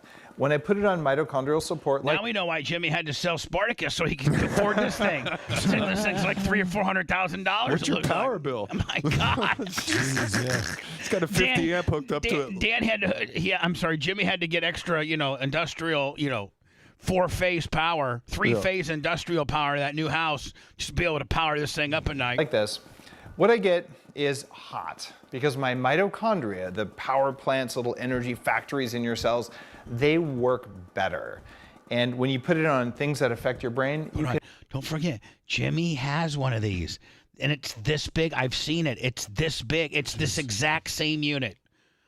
What are they, 50 grand? And immeasurably change the state of your brain with it. So this is an all-in-one meditation and detox. Jimmy, I'd like to. Can I borrow? It's like a rave. But Jimmy, I like to have one. But can I borrow some money? Can you finance one for me, kid? Detoxing and cellular enhancement machine. It can knock me out when I put it on the sleep settings. Oh, hold on. What? So I guess you put it on the sleep recipe and it makes me go to bed without my pills? Wow. There ain't nothing that can make me go to bed without my pills. And it gives me a ton of energy when I put it on the 5-hour energy setting, which is actually a program that's in it. You can sit here and read a book, even talk on the phone, and magically, you're getting a dose. This is a part of my biohacking. Your neighbors think that you're welding inside. Got a marijuana farm in there. Jimmy's got some kind of welding operation in there. I don't know what's going on. It looks pretty crazy, but it is very noticeably effective, and there's a lot of research backing it up. What if he puts his kids around it all the time? Make them have to stand by That it. goes back more than 70 years. He said the sleep setting works. I am moving to Austin, and I'm making sure that this is here for my former wife and my kids to have as well. It's that important to me. Oh, hold on, he's former wife. Yeah, so it looks like he's giving this to his family. I would be fighting family law tooth and nail to take this bitch with me. 25, 30 grand. Let old girl have it. Hell no. You don't want her looking better and feeling young. You're the one that's trying to get the hot ass. The people I care about most in the world to have access to the technologies that make them feel better and live longer. Yeah. Biocharger is a part of that. Jimmy said kids too. He's doing all of it. Kids, wife, and himself. Well, there's two things I want to say. First of all, is it? Do you think it's real? Well, there's no question that electromagnetic radiation can affect cells, and that's why people that live near high capacity power lines and transformers sometimes have weird cancers. Cancer clusters. The body is absolutely affected by external radiation and external electromagnetic forces. So the question is what's the right frequency? What's the wrong frequency? What's the right amount of time? What's too much? What's too little? Those things I don't know if they've been worked out very clearly. So BioMachine says they got it all. They got recipes. They got 1,000 recipes. Yeah. I just want to get the chocolate chip cookie. I just recipe. want to look like Jimmy Cleavis recipe. Yeah. That's the setting I want. The Jimmy K setting. Yeah, give me what. Let me put it in a setting that makes me okay. I know comes with some side effects where you get some cauliflower ears and some caveman like fingernails, but I can put up with that. If I can look like Jimmy Cleavis. What? Hold on. Is this work with 150-pound dumbbells? Yeah. You don't even, guys. Do you? I've seen him with dumbbells. It's no, hold stupid. on. Jay, are you familiar with Operation? Are you? I gotta make sure I kayfabe this. Are you familiar with Operation Jimmy and his brothers doing something? At corporate? Yes. You're familiar with what they're doing at corporate? I think so. Careful. Yeah. Facility? They're building. Yeah. The facility? Him and his brother are building something at corporate. You been in there yet? No, I haven't been there, but I've seen pictures. Have you seen it? I did a walkthrough. Did you? What are you doing over in St. Pete, buddy? We had a nice Jimmy K, Pitty, Steven, a Rob Elder lunch about a week and a half ago. Oh, shit. Dan, were you invited to that? Dan, hold on. They take like 3 hours for lunch. Hold on, Dan. I wasn't invited either, bitch. Yeah. Just like you and I are. We better stick together, Dan. We're not part of the club anymore. We're not, dude. We're our own club. I can't believe Jimmy Getting Cleavis. Pitty and I got the late invite. Yeah. They Still, were you're already there, invited. and they called us, and we ended up meeting them over there. Screw you, Jimmy. I'm mad at you now. And you too, Steve. Little son of a bitch. And he even did it without Krista. Orange eaten. Oh, dang. Eat another orange, Steve. Wow. Gee. Hold on. Krista didn't even go? No. So it was really the boys? Just the boys. Oh, Boys man. without Bubba. Dan, we ain't the boys no more. No, we're not. You know what, Dan? You know what? We're going to start our own boys club. I know. Let's do it. You, Fabrizi. Let's start off with like Eddie V's coming up soon. No, Matroni can go. He's a part of the cars. He's not in our He's not group. a boy, dude. He's actually a boy. Listen, here's our new. He's not one of the boys. He's a boy. Since our brat Pat kind of left us, Dan, well, let's make a new brat pack, okay? Yep. Me. Yes. You. Yes. Fabrizi. Yes. Heller. Matt Heller. Heller. Yeah. Hell yeah. Yep. Hell yeah. Heller's lot. Yacht. Heller. You can't say It's it. yacht. Heller. It's yacht. and maybe Rob Kahn for protection. Mm-hmm. You know, bring I mean, like, listen, You could just bring a gun. No, Chaz. no, Just see, bring all the hold rich on. guys, you know. No, hold on. Their little brat pack has a tough guy, right? Mm-hmm. Well, we got Fabrizi and Rob Kahn. Right. Bitch, we'll kick all your asses. Exactly. That's all I need. You guys send out Chiragante and Jimmy, and we'll send out Rob Cobb and Fabrizi, and we'll see how it's going to work out for you. Exactly. Mm-hmm. We've got our sleeper cell, Rob Elder. Rob versus Rob. Dude, we got Tarek. He was a state champion. We got Tarek. You got your own sleeper cell? Yeah, we got Tarek. Rob Elder build is a one of those vest. athletes you wouldn't even know, though. He was a state champion wrestler. We don't need athletes. We got vests. Yeah. You've got IEDs. He's got AEDs. You got AEDs. So anyway, I can't Shock your believe. ass. Hold on. So Steve, Pity. Jay, Pity, Jimmy, who else? Rob Elder. Rob. You mother- Not Krista. Not And Bubba. not, and not Dan. And not Dan. Ouch. Ouch. That would hurt Dan, my you know what? feelings. They can. Dan, I'm with you. They can straight F off. Yep. I'm with you. F off. Doesn't feel nice to I'm be with left you, out, does Dan. it? Well, if you know about the whole thing, is you already know the inside Iggy, so I mean, you can't feel that bad. Well, I've. He feels badly about not being invited to lunch. Yeah. That's and You know, I'm with you you. know, on Dan, that. You know, we Dan, feel I'm bad with you. how many Dan, times we Dan, invite you guys and get no's, you know, so Dan, we stop inviting. Let's just be. Let's just be honest. Let's just. I know be that honest. pain. It's the 800-pound elephant in the room. It really is, and it really. I mean, you know, this doesn't apply to you, Dan, but it applies to me. See, I'm no longer rich. And I'm no longer like, you know, I've been, you know, Dan, I'm the one that's, you know, fell on the most hardest times, right? Out of everybody, you know, Pity's doing as best as he's ever done. Rob Elder, my God, I mean, he's doing the best he's ever done. You're just not making the cut anymore. Jeff Giragante's killing it with the 2 hottest restaurants in town. Jay is not only an investor, but he's killing it.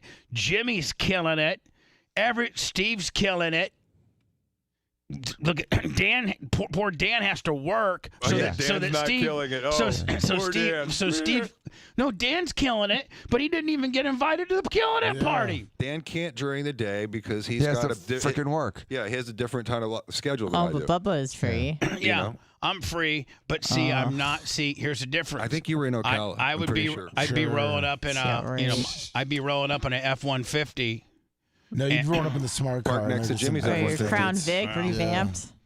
I got. You know what? I'm going to make Ty J part of our cool club you too. go. Hell yeah! I saw Ty J last week. Hell yeah. Ty J's part of our cool club too. We don't have to be millionaires to be in your cool club. We don't You even could be thousandaires. Yeah, we're thousandaires. Screw you, Jay. You're not even in our club anymore. It's a thousandaire club. Maybe we should kick him off the air, Dan, don't you think? Dan would love that. No, not at all, Jay. Wow, that just really hits Oh, home. I'm But so yeah, sorry about I that. know. I miss out all those We lunches. talked Bubba. about you guys a lot. I'm sure. Didn't think to invite Bubba. Yeah, we just how mad they must be. How much? Well, no, just about Ouch.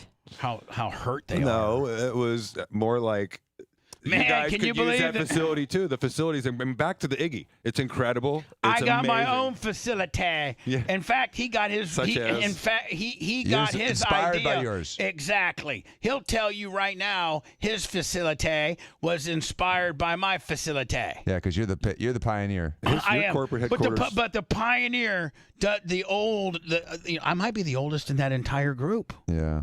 Really? Yeah. I think I'm older than Jimmy. I think I'm older than Rob. Elder? Yeah. See, so Dan, the original OG, who was the first one to have one of these facilities, and but has kind of fallen on hard times, but still has one of those facilities, is not invited anymore. Yeah, you and I are like the I'm like telegraph. Rudolph the Red-Nosed Reindeer before there was clear skies. Yep.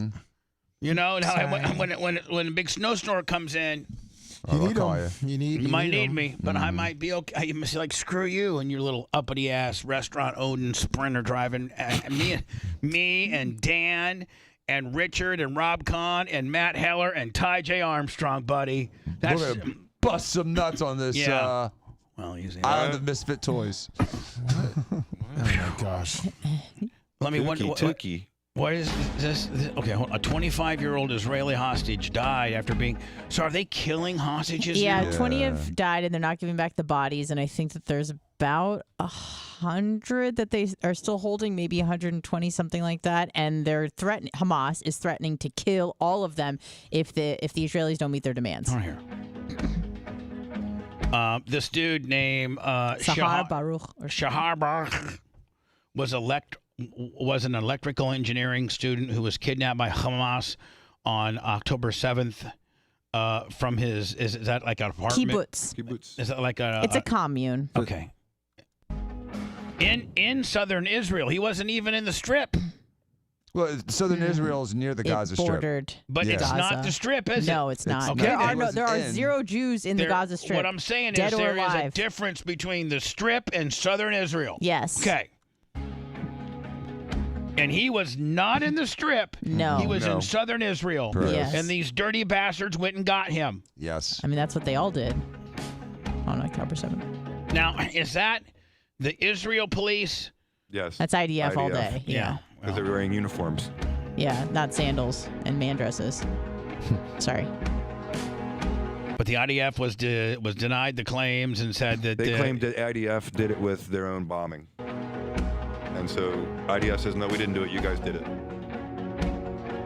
So don't you think that this whole Israel thing has been completely mishandled? By whom? All parties.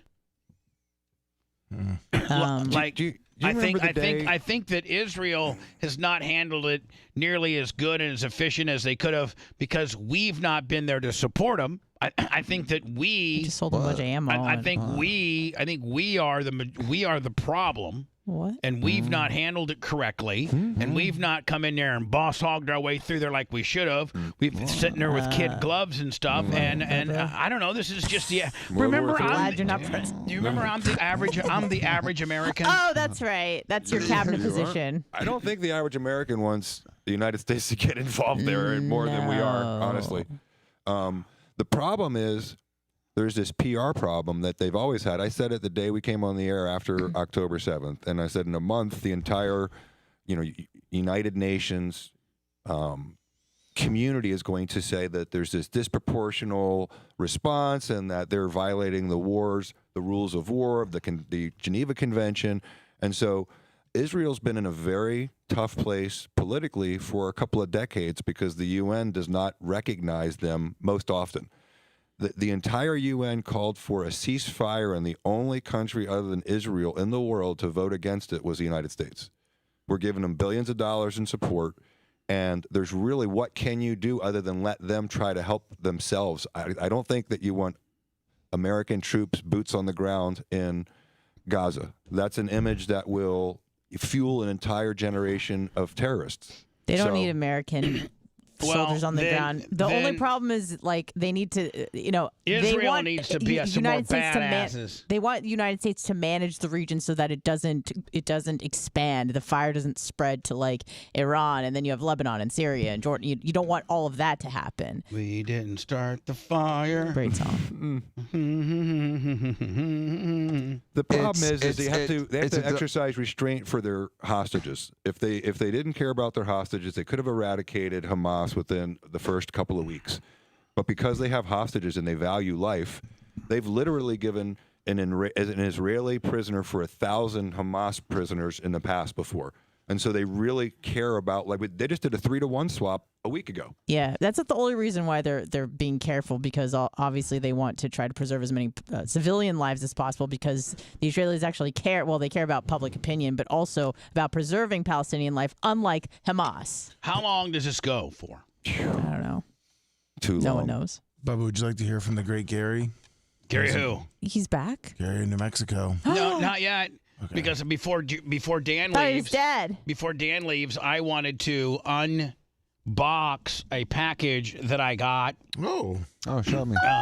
On Friday. Don't show the label. I actually blacked out the label. Oh, okay, perfect. Thank you. Yeah, and so we got a you'll see, Brett, I even kind of blacked out the QR code in case somebody would try to yippee-yo me. Yeah, you're the man. So Nice. We got a box from a very, like what an award would potentially be in. It's a very nice box.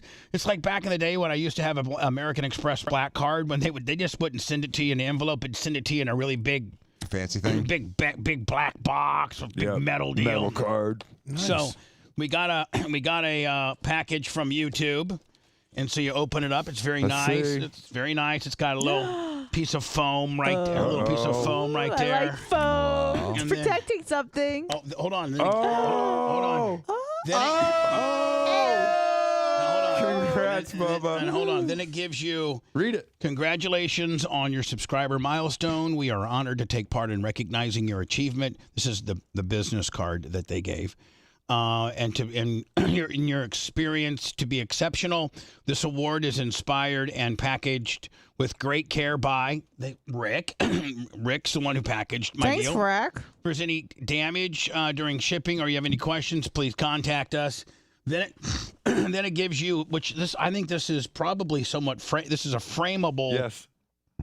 It says, do you remember your first subscriber or your 100th or your 1000th? Chances are you do, but we know that you definitely remember your 100,000th. And then it goes on and gives you a little letter. Oh, that's and so then sweet. here is the prize. Look at that thing. Award. Oh, nice. Let me see here. Can I walk up and touch it? Well, just Yes. Wow. not yet, Dan. Trying to Back it down. Hold on. It has one of those little. Is it heavy? It looks dense. One of those, no, it's not that heavy. Oh. And so, Dan, strange. you will be the first to touch it, but not yet. Okay. So, take off the thing. Wow. You need to look put at that right behind you. And then That's awesome. it says presented to, as you can see the inscription here, it says presented to the Bubba Army with the Oh, that's registered so trademark for passing 100,000 subscribers YouTube. And then you have your little Yeah. Oh, Congratulations, yay. Bubba. That's awesome. no thing. But thank you, really thank you to Rhett for real. Like Rhett Yep. has really taken our YouTube program to the next level. So, Rhett, this is a lot to do with you, and thank you very much. I just want to see you back on top. You should put that right underneath the Warsaw sign so you can see it when you're broadcasting. And thank you to all of our subscribers. Yeah, and thank you to the 102, 103,000 subscribers nowadays on our channel. I'm going to start doing the food reviews again. Thank God. I think the stickers for the cream machine let me come today. Awesome. I'm sorry for the Crown Vic. Crown Vic. Nice. Gonna start doing scratching off with the homies and other great things that continue to move the needle on YouTube. Thank you so much. And I don't know, we might be it would be an interesting stat to look up, Lummy, if any other Tampa Tampa media personnel, TV or radio, has that level. Maybe we're not the only ones. Maybe we are. Maybe we think we're way more important than we really are. Let's just enjoy the award You earned for it, one Bubba. day. You earned it, Bubba. Thank you. Congratulations. Dan's got to go. I'm running late, and Gary's on hold. So we'll come back in that order. It's quite painful to listen. Children love Bubba the Love Sponge. the perfect combination of entertainment and education. Yes, it's quite painful to listen until the medication kicks in. The Bubba the Love Sponge Show. Action!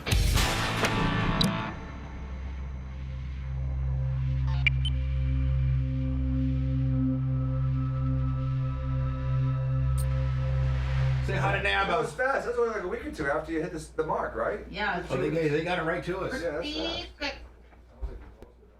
Bubba, Chad wants you to give the bell to Rhett. Yeah. But I don't know if Rhett likes carrying a bell. You like the bell? I usually put it up back there. Oh, okay. I'll put it up on the shelf. He'd be very proud get it of real it, quick. sure. Yeah, absolutely. Do we want to take a group picture after the show with it? Yeah, we probably should. Up there on the stage? Yeah, probably should.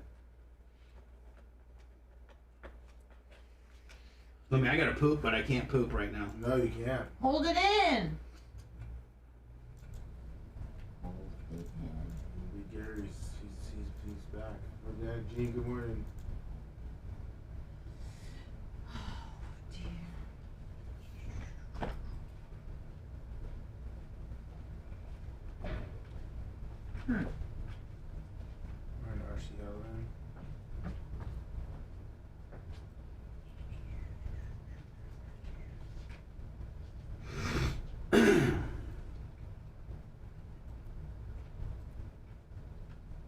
Guess who I'm gonna see on Thursday? Who? Guess who I'm gonna see on Thursday? Who? Nick Sherry. Oh, Merch Crate just got a crown from her. She did. She did. Yeah. He's the best. He's super cool. He always wears his ring whenever he does my tea.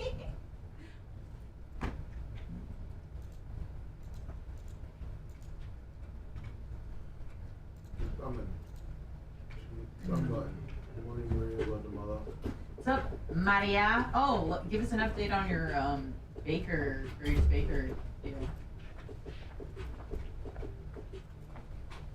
Did you get back to you about Gary Brecka?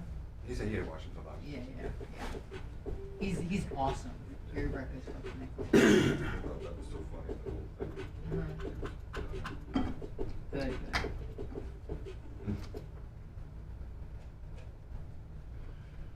I mean, I get what Danny's saying, like, there's no doubt that electromagnetic radiation has an effect on the human body, Good and but bad. what is it? You know, it's like this Yeah. would come up with some settings. It's like, you know. Well, yeah, I mean, because if you look at the full spectrum of like waves, X-rays are really damaging, and Like, I'd like to put that through AI. Like, run this through AI and say, what are like some healthful things, you know? Cause I would but like trust it. infrared, like the spectrum of light right before red, which I guess is the first you see, that part is supposed to be like really healing, and that's what I think that is, the infrared light. But I could be wrong. I don't know. I think that's the theory. Because I've been hearing a lot about like. Jimmy look good. Sure, I'm gonna help you. Sure does. Oh, that's what I was gonna look up. What was that? Oh, tell me.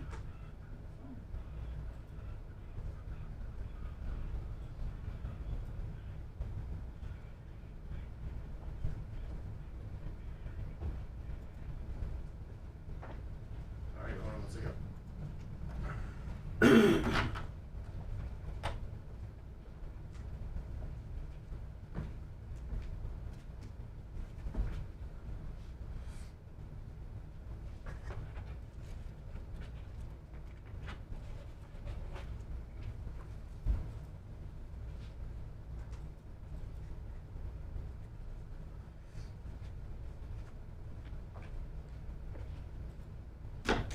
New people can, Jason.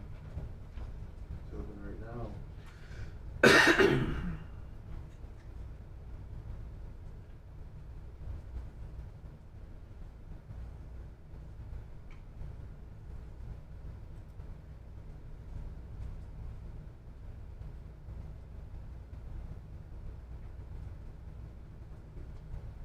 Guess how many the Mike Calta show has? How many subscribers? 5,500. Yeah. I know everything. What? 5,500. 5,500. Oh, he's right.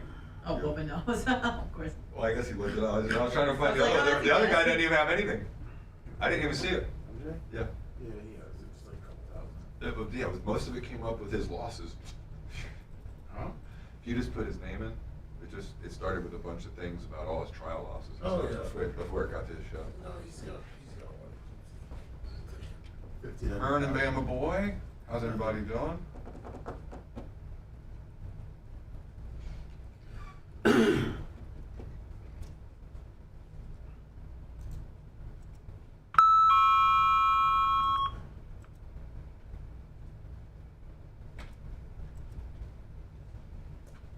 What up, group of lips? Nick, how you doing? Maria Guatemala. Guatemala.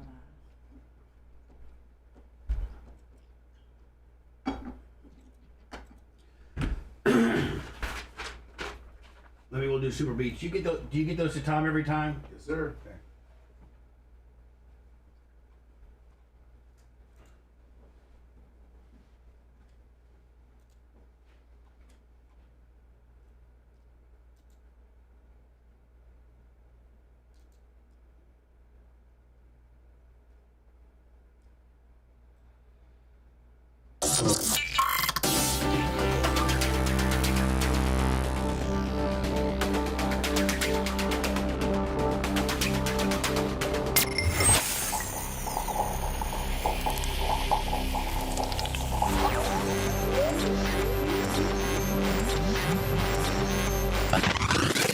Love Sponge. It is.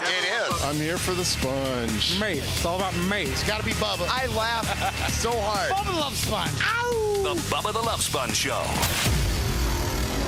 Lummy and I will tell you right now, we all have a heartfelt reason to support our blood pressure. In fact, more than half of the U.S. population would benefit from some sort of blood pressure support. Super Beet Heart Chews are an easy and convenient way to support your blood pressure, and they even promote heart-healthy energy. Paired with a healthy lifestyle, the antioxidants in Super Beets are clinically shown to be nearly 2 times more effective at promoting normal blood pressure than a healthy lifestyle alone. 30,000 5-star reviews and counting.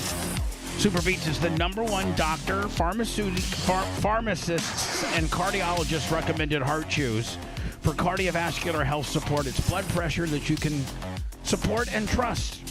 Super Beet Heart Chews support a healthy circulation to not only to get blood pressure support, but also to produce heart-healthy energy without the risk. Support your heart health with Super Beet Heart Chews and get a free 30-day supply of Super Beet Heart Chews and a full-size bag of what, Lummy? Turmeric. Of turmeric. Those chews, and they're valued at $25. It all starts and stops by going to BubbaLovesBeats.com.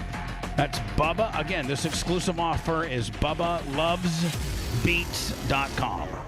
Thank you so much with that company, Lummy. I think it's Human. With 2 N's. Human. They make a Nero 40. They make a grapeseed deal. Hopefully we can do some more stuff with Human and expand other than just heartbeats. We love the Super Beets. We love the Super Beets, Lummy. Yes, we do. But we're ready for a new product. BubbaLovesBeats.com. Hello. Is this Gary? Gary's on one. We finally got the Gare Bear back. Gary, where? First of all, Gary, hello. Hello. How you been? Good, buddy. Long time no talk to. Yeah, and that's my second question is where have you been, bud? Sleeping in, man. Enjoying my retirement. As you should. I wish I could, my friend. Oh, I'm sorry. There you go, Jay. Just listening to you guys, but I try and catch up. Stay with you. Yeah. I hope we can have a moment here where I have some immunity. You know what, Gary? How about Gary? To show you how reasonable I am, how much immunity would you like to have, buddy? You know, Bubba, I'll just leave that up to you. No, okay. How about we make the firing's around? How about we make it a minute? I give you an uninterrupted minute.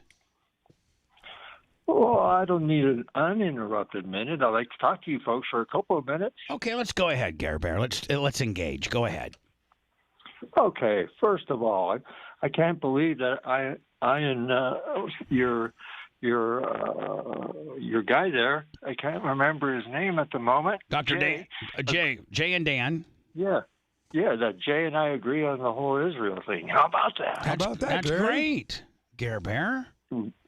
We're at that point, though, I think, where the retaliation is becoming too excessive, and something needs to be done to make it stop. So what would you suggest? What do you think is a better way for Israel to handle it and America to handle it? 2-state solution already. Let's get it over with. It's not what Hamas wants, or that's kind of the problem. So what do you deal with the fact that the Palestinians and Hamas are resisting that? I mean, that's kind of the problem. No, they want all or nothing. The Palestinians aren't resisting it. Well, Hamas is the government of the Palestinians. They voted them in, at least in Gaza. Exactly. So exactly, that's unfortunate. And we all say that every country has self-determination. We always fight for that position.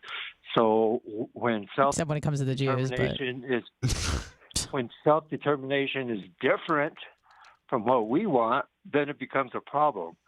So we're talking out of both sides of our mouth. If that's the government of Gaza, that's the government of Gaza. I mean, we have Trump, that was the government of the United States. We have Biden, that's the government of the United States, whether the people in the country like it or not. Yeah, but we're not calling for the eradication of another nation. And we didn't have American troops go across the border and rape innocent women and old people and take hostages from a music festival for peace. And they didn't have these atrocities that, are no matter what happens, that's uncalled for, unacceptable atrocities. Human atrocities that should never be endured. So what's the proper response, So is Gare? the killing of thousands of innocent people who had nothing to do with that. Eventually, what we're going to do is grow more terrorists, just like what happened in Afghanistan. Stanley the sniper, $100. Here it comes. Oh. All right. Well, Stanley the sniper gave 100. There is a sniper. We must respect hold the on. money. There's a sniping. There's a little bit of clause. There's a sniper pending. So I'm going to let Gary wrap it up. Go ahead, Gary. Yeah, just like in Afghanistan, we created thousands, hundreds of thousands of other terrorists. For 9/11, we decided to go after Iraq and Afghanistan, which had nothing to do with 9/11. Okay. How would you like to be? So what do you suggest Israel does? Nothing? But I do agree What with do you. you want him to do? There was no weapons of mass destruction. We completely screwed the pooch on that. Gary, I think we have some common ground there, my friend, but you have been sniped. Respect the dollar. Goodbye. I got to respect the dollar, especially from Stanley. I mean, but he was able to get some good stuff in. He sort of made sense, but he didn't really make Not sense at all. But hold on, Jay. He brought in Trump to Hamas. But he equated Trump to Hamas. But he got his stuff in. That's all that matters. He was able to speak his mind. Now, was he not? He was. You gave him respect in his time. Hello, who's this? This Mark. Mark? Yeah. Hi, Mark. I met Merch Crick at Dr. McSherry's last week. Oh yeah. Okay. And I wanted to thank her. She sent me a care pack with stickers, a hand wrote note, shirt, and a skull cap. And she's just a lovely lady. You're a very lucky man. I'm a very lucky man. Yes, I am. To have a slave. I mean, girlfriend like her. And the common denominator is all cool people go to Dr. Dan McSherry, including Anna this week. See you on Thursday. So yeah, thanks for hooking me up with him. Is he not the best? You've probably had a lot of dentists, several different dentists. I guess they're plural of dentists because they got a lot of teeth. Dentists. In your lifetime, and I have too, living in 9 or 10 different cities, and Dr. McSherry is the best of any dentist I've ever had, ever. And his staff is awesome too. Yes, Wendy's, and by the way, the front. I burned half my body 3rd degree, so my mouth only opens halfway. It's real hard to get in there to work. But Wendy up front, she does have nice jugs. I will tell you that. Oh, I'll look at him this time. Yeah. I haven't noticed. Take a gander on Wendy's jugs. Okay. The girl who does the appointments. Merch Crick. Yeah. Well. Those are hard to miss. Yeah. Well, the Merch Crick was in there. She was jugging it out, but Wendy keeps those jugs under scrubs. But boy, they're pretty strong. Okay. All right, buddy. Well, listen. Did you get your care pack? Yes, came on Saturday. She's on it, man. She's on it, man. Thanks, Mark. She doesn't waste any time. Appreciate you, man. Appreciate you listening. Did she tell you how to get the show? I've been watching you and listening to you since XL 106.7. Oh, perfect. Nice. Wow, thank you. And more important, watching it on YouTube right now. And thank Why is you. that creeping me out? And thank you for signing up and making your dentist Dr. Dan McSherry right there on 49th. He's the best. Yes, thank you. All right, buddy. All right. See you later. This girl here, she is a Virginia Democrat, and I guess some of her sex acts were exposed on like on it. It was on Chatterbait. Like her and her husband doing it. Yep, getting after it. And her using some toys. And then hell yeah, she was able to turn that around as if she's the victim. She's like, oh, my stuff was leaked. I'm like, leaked? So is mine. It was on a porn site. Hers was on a porn site. Yours was on a DVD. Yeah, exactly. That's a little different. Hold on. Hers was on a porn site, and mine was in my office Brother. inside of a cabinet. But man, you know what? I think I've gotten the wrong side. I'm definitely the one human being in life that was on the wrong side of the sex tape. Would have been cheaper to call pity and had Mayflower come in. Yeah. Hey everyone, it is election day. Polls are open until 7. Please come out and vote. After being exposed for filming sex acts with her husband online for tips. Yeah, she was doing it to get money. That's not exposing something. It's online for tips. The 40-year-old mother of 2 is said to have posted more than a dozen videos on a platform which is called Chatterbait in September of 2022, so about a year ago. Yeah. Which was after she officially entered the race. I think girls that kick it out wide for money should have an opportunity to run for public office too now. Absolutely. Yeah. That doesn't make her a bad potential politician because she kicked it out wide on Chatterbait. Nope. How many politicians end up being some shady ass Look at the guy that's the head of the GOP in Sarasota. Right? Yeah, that's true. And what he is facing compared to what this chick just made a few videos. Yeah. Big deal. Look how the Democrats, though, are so good at flipping it and becoming the victim. Right. I mean, what she did was go onto a public website, Chatterbait, kicked it out wide. Kicked it out wide with her husband, some toys, got some cash, and then someone says, hey, she did this for some toys and some cash. Oh, my God, my life's been turned upside down. I'm a victim. My life has been turned upside down, and I don't know if I'm a Republican or a Democrat. Yours was private. I'll be either in order to be the victim.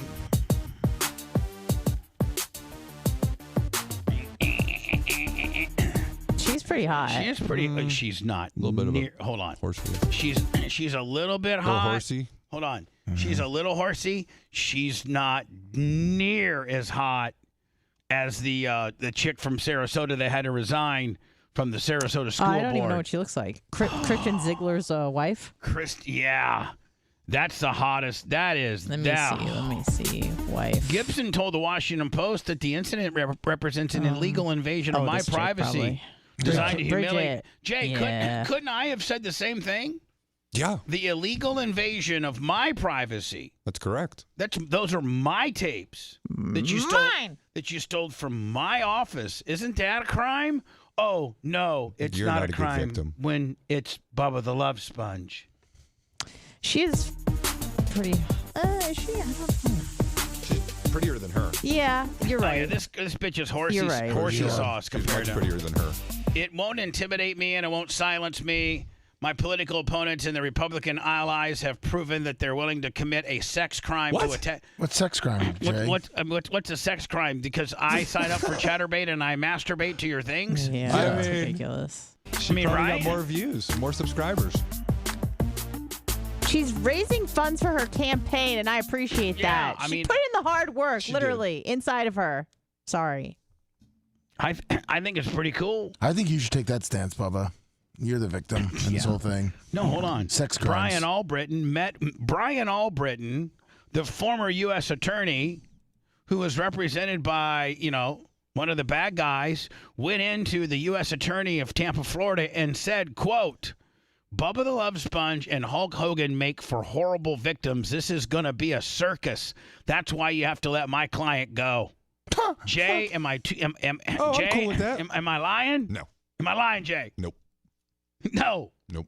He had I think I've heard that a few times as your lawyer. I think you'll see if you look into the research that he had like a 56 bullet point list of why I make for a horrible victim.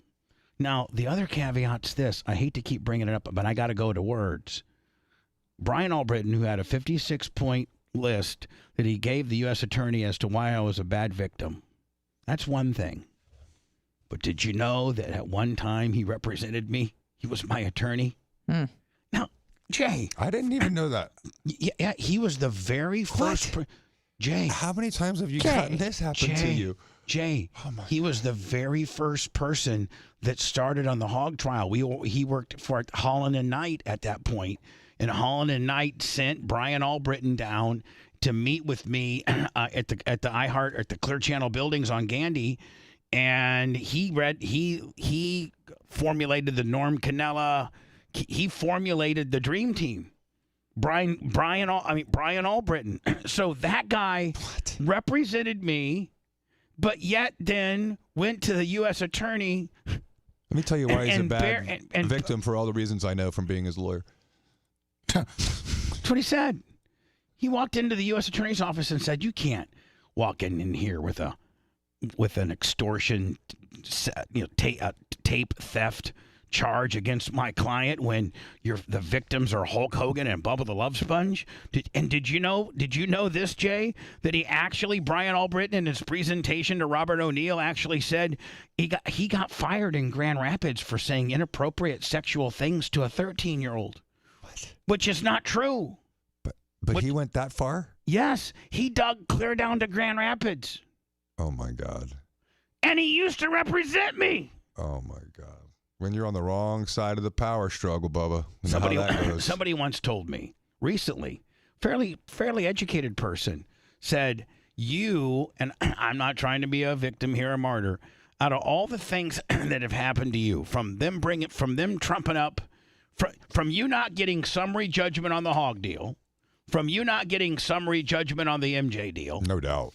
For Brian Albritton formerly representing you, and then that deal, you've had your civil rights violated probably more than any known person in America. And the fact that, like, it's just people don't even know how tough it is, like, the things they've done to me. You do. You do. But you didn't even know the latest Brian Albritton deal, did you? I had no idea. Does that not even blow you away even more? I can't believe that didn't come out during our conflict issue. Yeah. Unbelievable. Our conflict issue, denied. Went nowhere. This one, denied. I didn't even get a chance to bring it up because I was the victim. My lawyer was going against me. That happens all the time. Phil Campbell went against me, did he not? Yes, yeah. Brian Albritton went against me. Jay, you'll never go against me. Never. I go to my grave. Never. Let me Bubba, go you know that one. I do. He's not part of the solution. He's part of the problem. It's Bubba the Love Sponge.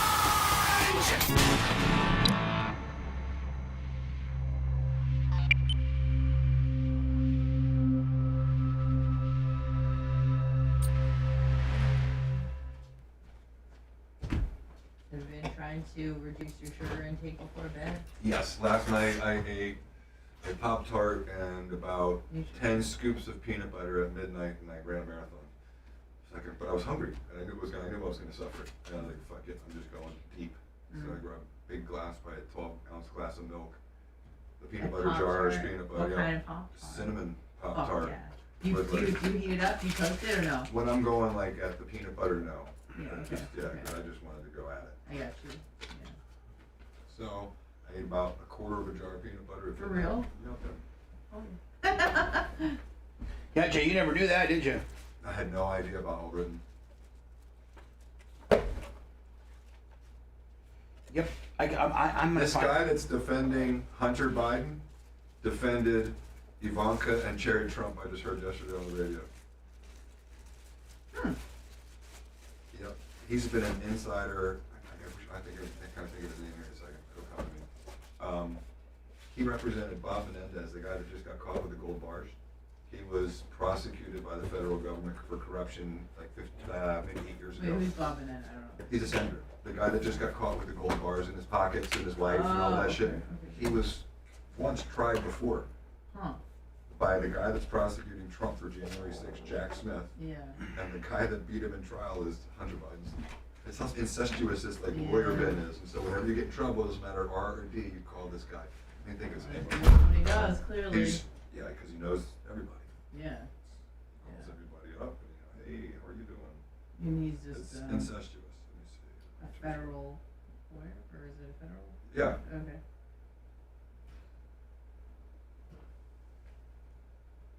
I guess like Aubrey or something. His last name ended in like ITZ.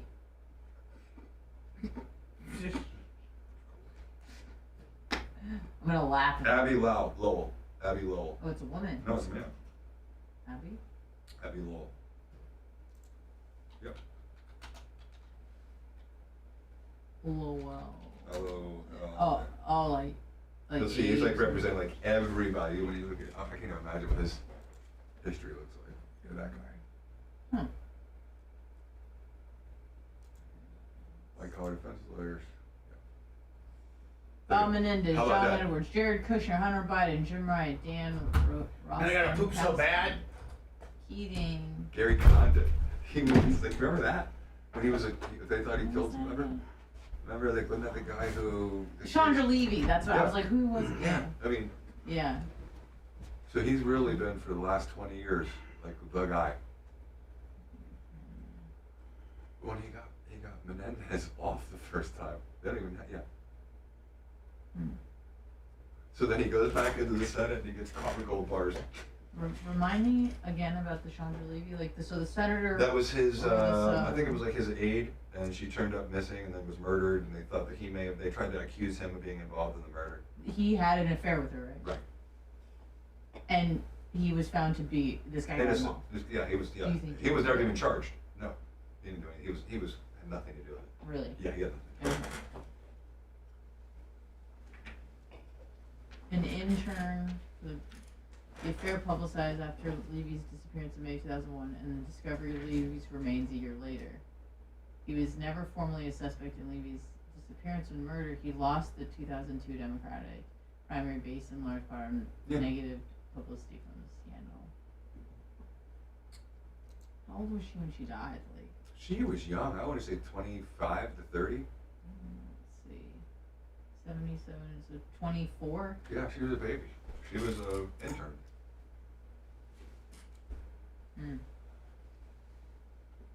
What up, the fat pig?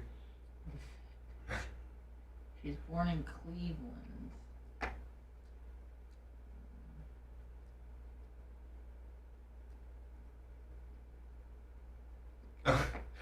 Big Click, BJ Click that said something that is so true.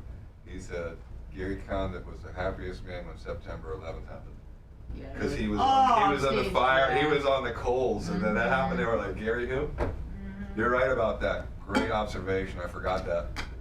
Oh yeah, and I know what that feels like, cause like when I was in a world of shit, and then Justin Pulaski got tagged for trying to have sex with an underage boy, I was like, thank you Jesus, cause nobody gave a fuck about what happened to me anymore. They literally want to just point out. Huh?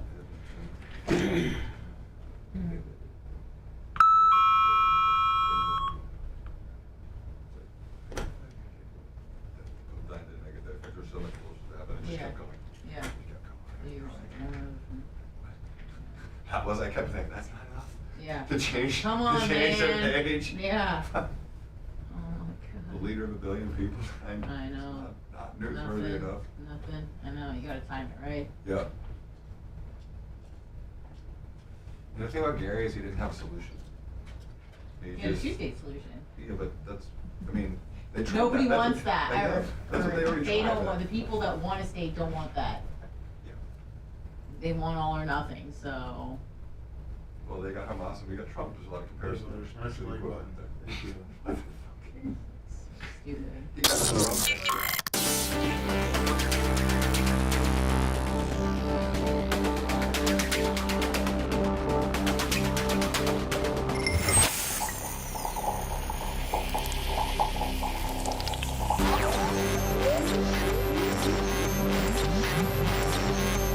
I'm out in the car listening to Bubba the Love Sponge. Oh.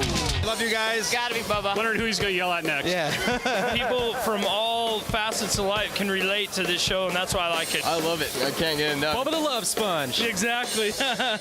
You're listening to the Bubba the Love Sponge Show.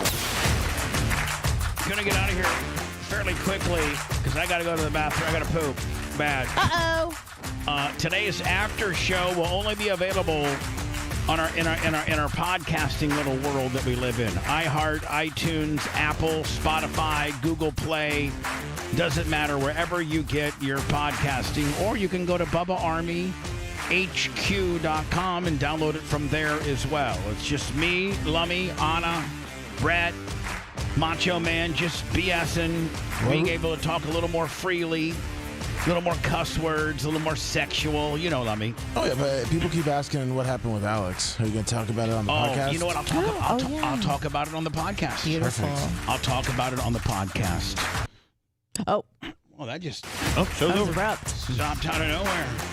Fantastic. We'll see you. Go find our podcast, and that's what our after show will be today. Appreciate you. Jay, appreciate you, bud. You too, buddy.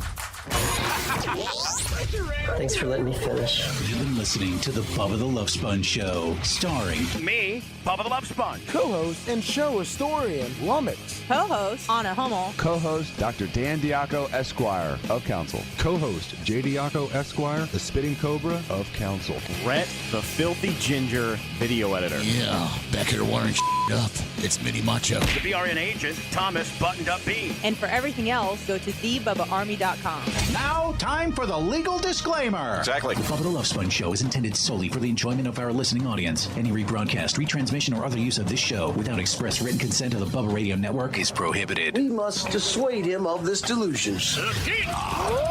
Until next time, always remember. I'll repeat hello.